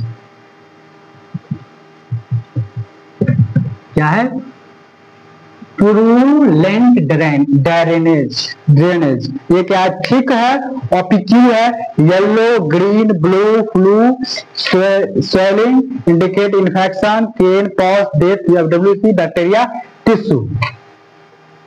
इसमें क्या है, ये क्या है कि जब बहुत बड़ा घाव होता है, ये पता है आप कभी देखे होंगे कि उसके घाव से स्मेल आते रहता है, आने वक्त क्या होता है, इसका मतलब वो बहुत दिनों से वो घाव उसके बॉडी में है, बहुत दिनों से बाद होने के कारण क्या होता है कि बहुत सारे बैक्टीरिया वायरस उसे लग जाता है, लगने के कारण क्या होता है उसमें स्वेलिंग होता है, पॉस बनते रहता है, उसमें स्मेल आने रहता है, बहुत गंभीर बीमारी होता है।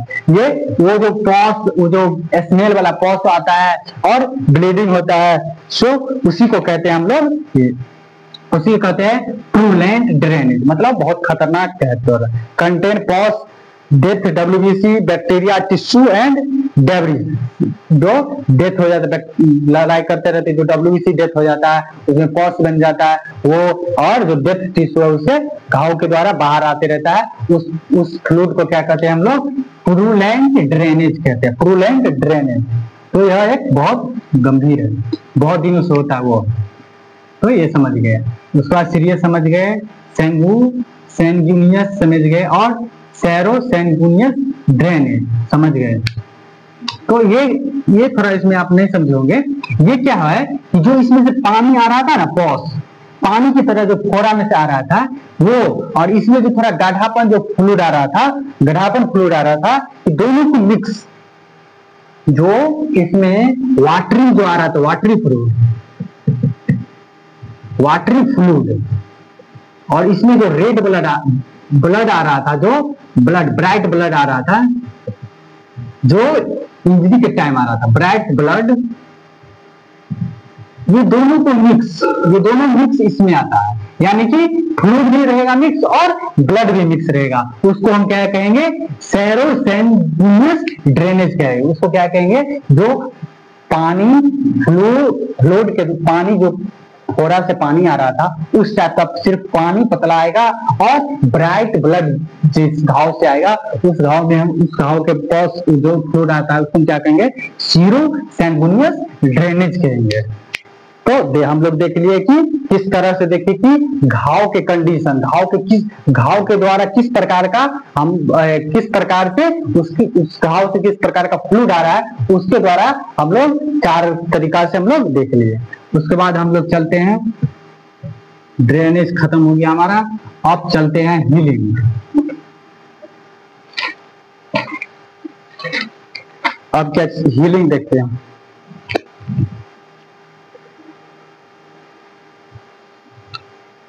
क्या देख रहे हैं? वॉन्ड हीलिंग, इसमें लिख देते हैं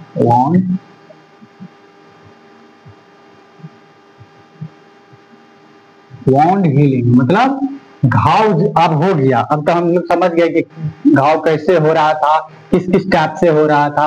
अभी हम प्रोसेस नहीं देखे हैं, प्रोसेस हम कल देखेंगे। आज थोड़ा लंबा क्लास चल जाएगा, इसको समझा देते हैं। कल देखेंगे किस किस तरह से होता है। हम लोग आज तो देखें कि घाव किस प्रकार होता है, किस किस फ्लूइड होता है, कहाँ कहाँ से हम लोग कैसे कैसे घाव को पता कर सकते हैं और किस किस वजह से हो रहा है, उसको देख रहे थे। लेकिन किस कंडीशन में उत्पन्न हो रहा है, मतलब हमारे बॉडी में फैल रहा है, वो हम लोग कल देखेंगे। तो आज हम देखते हैं वॉन्ड हीलिंग, मतलब घाव जो सूखने का प्रोसेस। घाव में जो जैसे घाव होता है तो क्या होता है, वहां पे छेद टाइप का बन जाता है, तो उसको भरने के प्रोसेस को हम क्या करते हैं, वहां से जो मांस क्या होता है, कट गया था, डैमेज हो गया था टिश्यू, वो अब भर रहा है। अब हम लोग तो देख लिए कि कैसे कैसे कट रहा था, कैसे कैसे क्या हो रहा था, इन्फेक्शन हो रहा था। तो अब उसको हम लोग भरने के प्रोसेस देख रहे हैं। तो वॉन्ड हीलिंग हम लोग पढ़ते हैं। वॉन्ड हीलिंग क्या है? Wound healing is the psychological process. Wound healing क्या है? सॉरी, साइकोलॉजिकल है, फिजियोलॉजिकल प्रोसेस है। क्या है? फिजियोलॉजिकल प्रोसेस है जिसमें ब्लड बॉडी रिस्टोर करता है, बॉडी क्या करता है? रिस्टोर करता है the integrity of injury tissue. मतलब वॉन्ड हीलिंग एक फिजियोलॉजिकल प्रोसेस है, फिजियोलॉजिकल प्रोसेस है जिसमें बॉडी क्या करता है? रिस्टोर करता है जो टिश्यू डेथ हो गया था, मर गया था, कट गया था, उसको अब रिस्टोर कर रहा है हमारा बॉडी। क्या कर रहा है हमारा बॉडी? उसको रिस्टोर कर रहा है। तो रिस्टोर कर आफ्टर द वुड, घाव के बाद। घाव जब धीरे धीरे खत्म हुआ तो हमारा मांस टिश्यू भर रहा है अब थ्रू रिपेयर के द्वारा स्कार फॉर्मेशन होता है, और regeneration replacement of same type of cell के द्वारा। या तो रिपेयर के द्वारा वो घाव भरेगा या रीजनरेशन के द्वारा भरेगा। तो वो हम लोग देखते हैं। तो इसमें क्या क्या फैक्टर इफेक्टिंग हो सकता है? वॉन्ड हीलिंग करने में कौन सा फैक्टर इफेक्टिंग हो सकता है? तो पहला है कि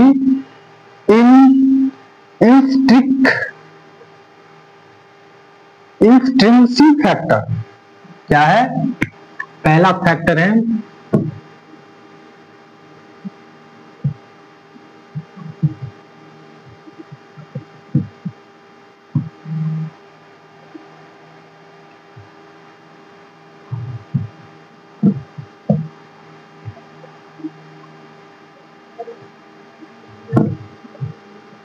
इंस्ट्रिंसिक फैक्टर।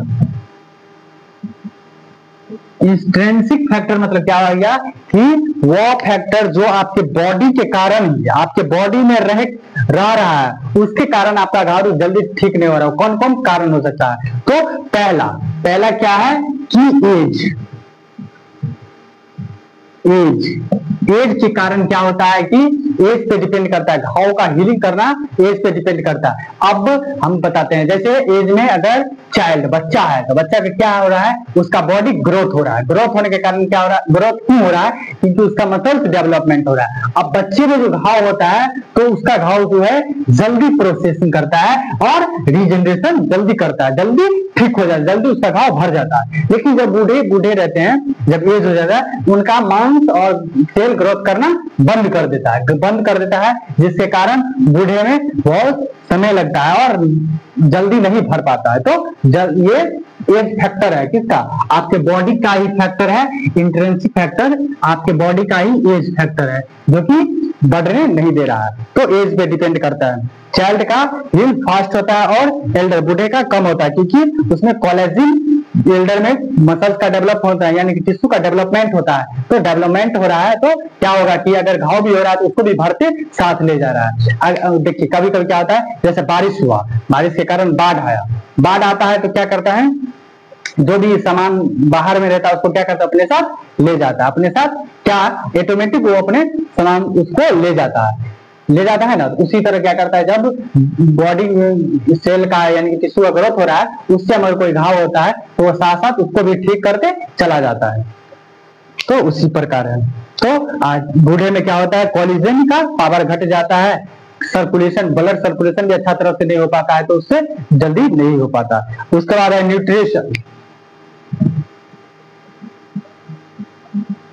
न्यूट्रिशन मतलब अच्छी पोषण नहीं मिलने से, अच्छी पोषण टिश्यू बनाने के लिए मतलब, और टिश्यू बनाने के लिए, सेल बनाने के लिए हम लोग के बॉडी में क्या क्या जरूरी है, प्रोटीन जरूरी है, विटामिन सी जरूरी है, जिंक जरूरी है, आयरन जरूरी है, नीड फॉर रिपेयर, इस सेल को बनने के लिए। अब हम लोग अच्छी प्रोटीन नहीं ले रहे हैं, जिंक नहीं ले रहे हैं, आयरन नहीं ले रहे हैं, तो इससे क्या होगा, जल्दी घाव नहीं बढ़ेगा। या क्या है, आपका प्रॉब्लम है, क्या है ये, आपका प्रॉब्लम है, आपके अंदर का प्रॉब्लम, ये नाम ही आपको बता रहा है। इंट्रिंसिक मतलब आपके अंदर का ही फैक्टर है, जो घाव को अच्छी तरह से जल्दी ठीक होने में मदद नहीं कर रहा है। उसके बाद क्या है, ऑक्सीजनेशन एंड सर्कुलेशन। जैसे किसी पेशेंट को एनीमिया हो जाता है, किस कारण होता है, WBC के कमी के कारण। आपके शरीर में अगर ब्लड का सर्कुलेशन नहीं हो रहा है अच्छी तरह से, तो फिर हमारा वहां पे ऑक्सीजन नहीं पहुंच रहा, ब्लड नहीं जाएगा, यानी कि ऑक्सीजन नहीं जा रहा है उस एरिया पे, घाव पे, तो फिर रिपेयर कैसे होगा। तो आपके पास अगर ऑक्सीजन लेवल ठीक नहीं है, सर्कुलेशन ठीक से नहीं हो रहा है, तो आपको यह फैक्टर इफेक्टिंग अपने बॉडी में देखने को मिलेगा, जिससे घाव जल्दी ठीक नहीं होगा। उसके बाद क्या है, ह्यूमनी स्टेटस। अगर आपके पास कोई HIV है, कैंसर है, स्टेरॉइड बढ़ा हुआ है, तो क्या होता है कि इन्फेक्शन का रिस्क रहता है, और उससे क्या होता है, जल्दी घाव ठीक नहीं होता है। उसके बाद क्रोनिक डिजीजेस, किसी के पास अगर डायबिटीज पेशेंट है, डायबिटीज पेशेंट को क्या होता है कि अधिकतर डायबिटीज पेशेंट का जल्दी घाव ठीक नहीं होता है। डायबिटीज पेशेंट को, जैसे रीनल डिजीज है, किसी को बहुत दिनों से, उससे हो सकता है रीनल यानी कि किडनी, और लिवर डिजीजेस से, कार्डियक डिजीजेस से, और ये सब से आपको अगर कोई बीमारी गंभीर बीमारी किसी पार्ट में है, तो उससे भी क्या होता है, वो आपका जो घाव जल्दी ठीक नहीं होगा। उसके बाद hormonal and genetic factor, corticosteroids hormone के कारण भी अगर कमी है आपके शरीर में, तो क्या होता है, जल्दी हीलिंग नहीं होता है। उसके बाद कनेक्टिव टिश्यू के डिसऑर्डर होने के कारण भी आपके शरीर में जल्दी घाव ठीक नहीं होगा। ये सब क्या था, आपके शरीर में था। उसके बाद क्या है, दूसरा क्या है, एक्सट्रिंसिक फैक्टर। एक्सट्रेंसिक फैक्टर यानी कि शरीर से बाहर, ये तो आपके शरीर खुद कॉज कर रहा था जिससे नहीं ठीक हो रहा था, अब शरीर के बाहर से क्या क्या कॉज करेगा जो आपके बॉडी को जल्दी ठीक नहीं होगा। तो एक्सट्रेंसिक फैक्टर इन्फेक्शन, सबसे बड़ा कारण है infection, most common cause of delay healing, healing का सबसे मोस्ट कॉमन फैक्टर क्या है कि इन्फेक्शन। अगर इन्फेक्शन हो रहा है आपके बार बार आप इन्फेक्शन पर ध्यान नहीं दे रहे हैं, उससे आपके घाव जल्दी ठीक नहीं होगा। उसके बाद क्या है फॉरिजन बॉडी, मतलब जैसे फॉरिजन बॉडी को एंट्री करने से, फॉरिजन मेटर किसी पदार्थ को आपके बॉडी में दूसरे पदार्थ को बॉडी में एंट्री करने से आपका हीलिंग घाव को जल्दी ठीक नहीं कर पाता। ये क्या है बाहर का फैक्टर है। स्पिंचर मतलब वो छोटे छोटे पार्टिकल जो शीशा को हो, लकड़ी का हो, गिट्टी बालू जो आपके टिश्यू में चला जाता है उससे जल्दी आपके घाव ठीक नहीं होगी, क्या है हमारे इन्वायरमेंटल फैक्टर है। उसके बाद मैकेनिकल स्ट्रेस एंड प्रेशर, यानी कि आपके पास अगर कोई गंभीर बीमार चोट लगा है वो जल्दी ठीक नहीं कर पाएगा। आपके पास कोई फ्रिक्शन तेज बहुत गंभीर हो गया उससे जल्दी ठीक नहीं हो पाएगा। उसके बाद है हीलिंग टिश्यू, टिश्यू जल्दी भरेगा नहीं। तो मेडिकेशन, अगर आप कोई मेडिकेशन ले रहे हैं, स्टेरॉइड्स ले रहे हैं, साइटोटॉक्सिक ड्रग्स ले रहे हैं, एंटीकोआगुलेंट ले रहे हैं, तो इससे भी क्या होता है कि स्लो हीलिंग होता है आप लोग का। तो ये बाहर का फैक्टर है।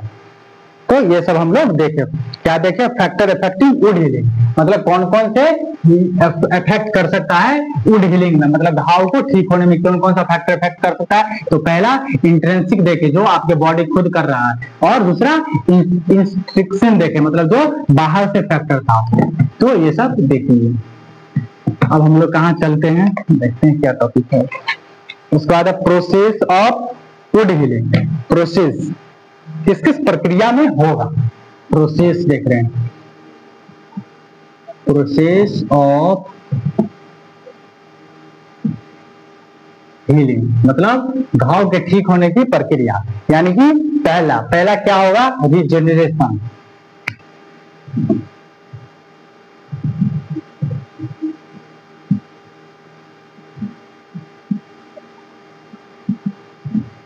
रीजेनरेशन मतलब कि दोबारा बनना, दोबारा बनने को कहते हैं रीजेनरेशन। तो रीजेनरेशन क्या है, regeneration is the replacement of damage tissue.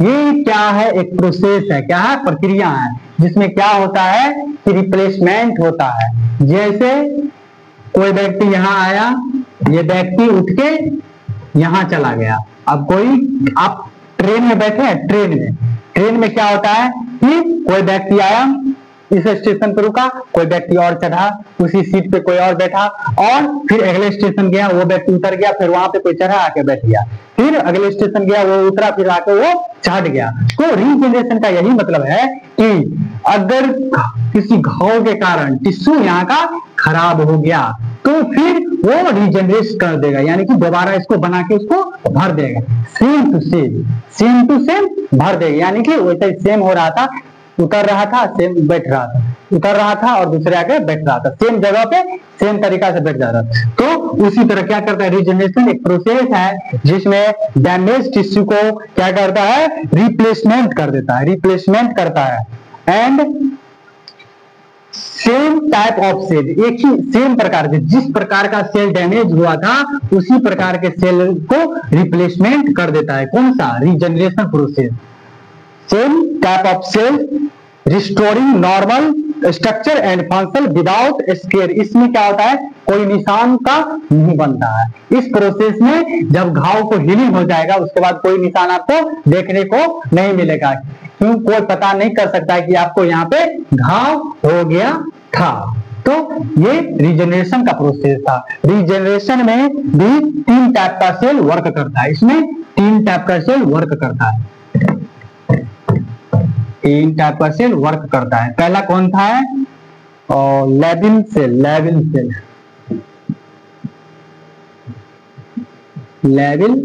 Cell. उसके बाद क्या है स्टेबल सेल, स्टेबल सेल। उसके बाद क्या है परमानेंट सेल,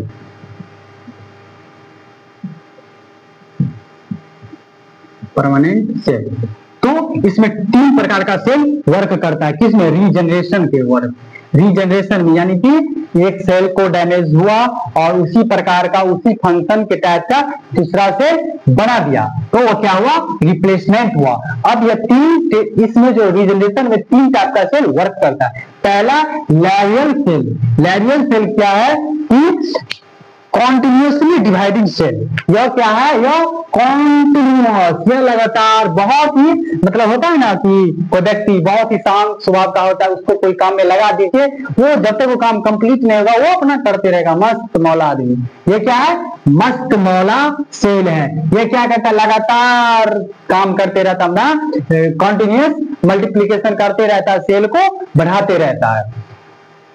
ये कहाँ पाया जाता है? लैरियल सेल यह स्किन के एपिथेलियल टिश्यू में पाया जाता है, स्किन के एपिथेलियल में पाया जाता है, और जीआई गैस्ट्रोइंटेस्टाइनल के म्यूकोसा में पाया जाता है, और कहाँ पाया जाता है? बोन मैरो में पाया जाता है, और कहाँ? रिस्पायरेटरी एपिथेलियम में पाया जाता है। ये सेल पाया जाता है। ये मस्त मौला सेल है, ये कंटिन्यूअस क्या करते रहता है? रीजनरेशन, डिवाइडिंग करते रहता है सेल का, और घाव के हीलिंग में इंपॉर्टेंट रोल निभाता है रीजनरेशन के प्रोसेस में। उसके बाद क्या? स्टेबल। ये थोड़ा शांत है। शांत क्या है कि इसको काम करने के लिए क्या करना पड़ता है? इसको स्टिमुलेट करना पड़ता है, इसको उठाना पड़ता है। जैसे आप लोग कॉलेज जाने के लिए आराम से सोए रहते 8 बजे तक, 9 बजेगा नहीं जाएंगे, आपके मम्मी पापा क्या करते हैं? आपको प्रेशर डालते हैं, स्टिमुलेट करते हैं, अरे उठ जा, 8 बज गया, कॉलेज जाना है, अरे उठ जाओ। तो ये उसी प्रकार का सेल है, इसको क्या करते हैं? स्टिमुलेट करते रहता है। तो आपके मम्मी पापा आपको स्टिमुलेट करता है कि कॉलेज चले जाओ, उसी तरह इसको क्या करता है? स्टिमुलेट करता है। तो एक बात याद रखना भाई, एक बात याद रखना बच्चा, कि इस दुनिया में सबसे ब्लाइंड लव आपके मम्मी पापा कर सकता है। आप किसी को खुश रखो या ना रखो, दुनिया में एक ही बात हम कहेंगे, अपने मम्मी पापा अपने फैमिली के साथ हमेशा रहो।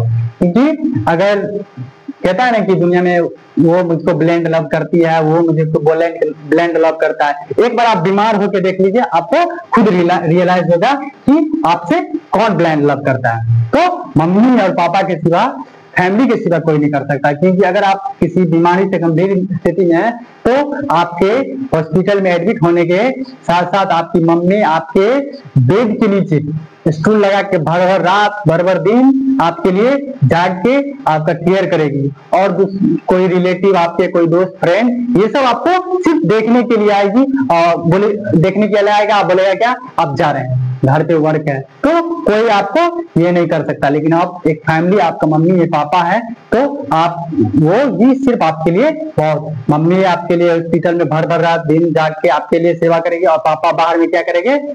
जुगाड़ करेंगे कि पैसा कहाँ से लाएं, जो हॉस्पिटल को देना है, बिल भरना है, तो वो आपको, तो इसीलिए आप किसी को खुश रखो ना रखो दुनिया में, आप बड़े आदमी बनो या ना बनो, बट अपने मम्मी पापा को बहुत ख्याल रखना, और उनसे कभी उनसे कभी मतलब इस तरह से बात ना करना कि उसकी दिल आपके प्रति नॉर्मल हो जाए, ना ऐसा मत करना प्लीज। तो अपने फैमिली से बहुत प्यार है। तो उसी तरह ये क्या करता है? तो क्या बता रहे थे कि स्टेबल से मतलब जो इसको क्या किया जाता है? स्टिमुलेट किया जाता है, इसको उठाया जाता है कि तुम जाओ, काम करो, रीजनरेशन के प्रोसेस को आगे बढ़ाओ। तो यह क्या है? नॉर्मली क्वेश्चन सेल है दैट डिवाइडेड ओनली व्हेन, जब स्टिमुलेट, जब इसको स्टिमुलेट किया जाता है तो वैसे नहीं तो शांत बैठा रहता है। ये क्या था? दयालु था, इसको काम में लगा दो, अपना करते रहा। ये इसको क्या है कि अब एक ही काम कहो इसको करने के लिए, लेकिन उसमें भी उसको बार बार उसको स्टिमुलेट करते रहो, उसको बताते रहो कि यार करो करो काम, तब करेगा, नहीं तो नहीं करेगा। ये क्या है? Permanent cell. परमानेंट सेल क्या है? ये ऐसा सेल है कि बर्थ के पहले जब बच्चा का बॉडी माँ के गर्भ में, यूट्रस में डेवलपमेंट होता है, तभी ये सेल बनता है। बर्थ के बाद ये सेल डोंट कभी नहीं, बर्थ के बाद कभी नहीं सेल बनता। ये परमानेंट सेल है, यानी कि ये बर्थ से पहले जब बच्चे माँ के गर्भ में, यूट्रस में जो डेवलपमेंट हो रहा था, उसी समय यह सेल बन जाता है, यह सेल बन जाता है। उसके बाद यह सेल नहीं बनता, बर्थ के बाद नहीं बनता है ये सेल। तो ये क्या करता है? ये तो परमानेंट सेल बता देता है, cell that can not divided after birth, ये बर्थ के बाद कभी डिवाइड नहीं करता, बनता ही नहीं, परमानेंट एक ही बार बन गया बस। ये कहाँ कहाँ पाया जाता है? न्यूरॉन्स, न्यूरॉन्स है जो एक बार डैमेज होने के बाद वो दोबारा रिजनरेट नहीं होता है। उसके बाद कार्डियक मसल, कार्डियक मसल की एक बार जनरेट होने के बाद दोबारा नहीं बनता है, और डैमेज होने के बाद नहीं बनता है। उसके बाद स्केलेटल मसल, यह सब क्या है? वेरी लिमिटेड है, लिमिटेड सेल है, सब इसको बचा के रखना है। इसीलिए आपको बोला जाता है कि मसल, हार्ट को, मसल को, न्यूरॉन्स को और स्केलेटल मसल को, ब्रेन को बचा के रखनी है। अभी इंडिया में क्या चलता है कि हेलमेट लगाने के लिए क्या करता है, उसको फाइन्स करना पड़ता है। अब आदमी वो अपने प्रोटेक्ट स्केलेटल मसल, स्केलेटल मतलब ब्रेन को बचाने के लिए नहीं पहनता है, वो सिर्फ क्या करता है, फाइन से बचने के लिए हेलमेट पहनता है। अब इसमें गवर्नमेंट का क्या ये है, कुछ जा रहा है, वो 10 को पुलिस को अपने ड्यूटी पे लगा रहा है रोड पे कि कोई आता है तो उसको बिना हेलमेट तो उसको फाइन कीजिए। तो इसमें गवर्नमेंट का कोई नहीं, आप लोग कहीं भी बाइक से जाते हैं, थोड़ी भी घर से निकलते हैं तो हेलमेट लगा लीजिए, क्योंकि ब्रेन एक ऐसा है कि ब्रेन में चोट लगने से आपका जल्दी मौत होगा। बॉडी में कहीं भी चोट लगेगा, हाथ पैर टूट जाएगा तो ये सब रिपेयर हो जाएगा, बन जाएगा, आप जिंदा रह सकते हैं। लेकिन ब्रेन एक ऐसा है कि इसमें चोट लगने के कारण आप पूरी तरह शॉक हो जाइएगा, नहीं तो आपका डेथ हो सकता है। तो आप लोग ब्रेन को बचा के रखिएगा। तो चलिए, तो हम लोग कहाँ थे? परमानेंट सेल थे। तो यह क्या? Injury lead to the repair or scar formation, not generation, इसमें कोई जनरेशन। उसके बाद क्या था दूसरा प्रोसेस, दूसरा क्या है ये तो देखिए, रिपेयर। रिपेयर इसमें क्या हो रहा था कि रिजनरेशन, यानी कि पूरी तरह से रिप्लेसमेंट कर रहा था सेल को। मतलब एक सेल, सेम सेल अगर डैमेज हुआ तो इसी सेम सेल बनाएगा और सेम टिश्यू बनाएगा, सेम वर्क, फिर जब ये बना देगा तो उसका वर्क भी सेम रहेगा। उसमें कौन कौन लेवियल सेल, स्टेबल सेल और परमानेंट सेल का रोल रहता है। तो ये सेल क्या करता है? कॉन्टिन्यूअस सेल डिवाइड करते रहता है, इसको स्टिमुलेट करना पड़ता है। ये परमानेंट सेल है, ये एक बार अगर डैमेज हो गया तो दोबारा नहीं बनता है। तो जो न्यूरॉन्स, कार्डियक मसल और स्केलेटल मसल्स में पाया जाता है। इंजरी लीड्स टू रिपेयर और for scar formation, not generation. या जनरेशन में काम नहीं करता, ये क्या करता है? इंजरी हो जाता है के बाद क्या करता है? ये स्कार को फॉर्मेशन कर देता है। उसको क्या देख रहे थे हम लोग? रिपेयर। रिपेयर मतलब क्या हो गया कि किसी को, उसी को डैमेज हो गया। रिपेयर मतलब हो गया कि नया नहीं बनता। इसमें क्या होता है? नया टिश्यू और सेल नहीं बनता है, इसी को कहीं से जहीं पे टूटा है वहीं से इसको क्या कर दिया? रिपेयर कर दिया, उसी को ठीक ठाक करके चला दिया। तो ये रिपेयर करता है। Repair is the replacement of damage tissue bye क्या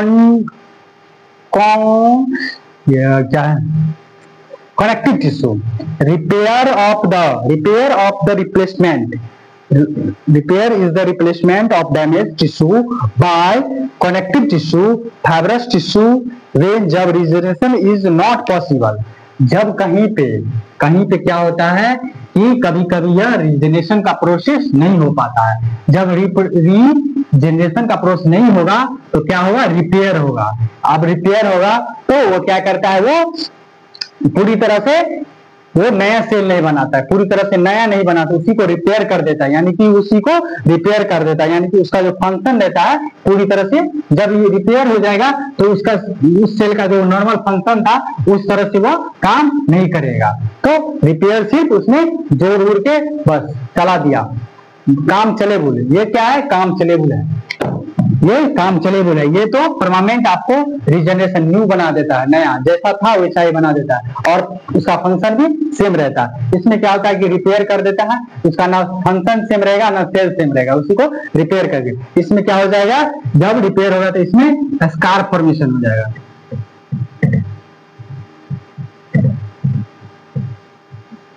स्कार का फॉर्मेशन हो जाता है, यानी कि उसमें निशान बन जाता है। तो चलिए अब हम लोग कल देखेंगे इसी का टॉपिक, नेक्स्ट आगे बढ़ाएंगे। तो आज का क्लास हम यहीं तक रखते हैं।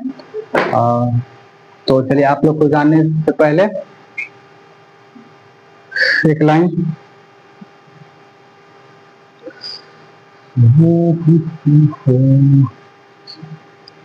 तो लाइन है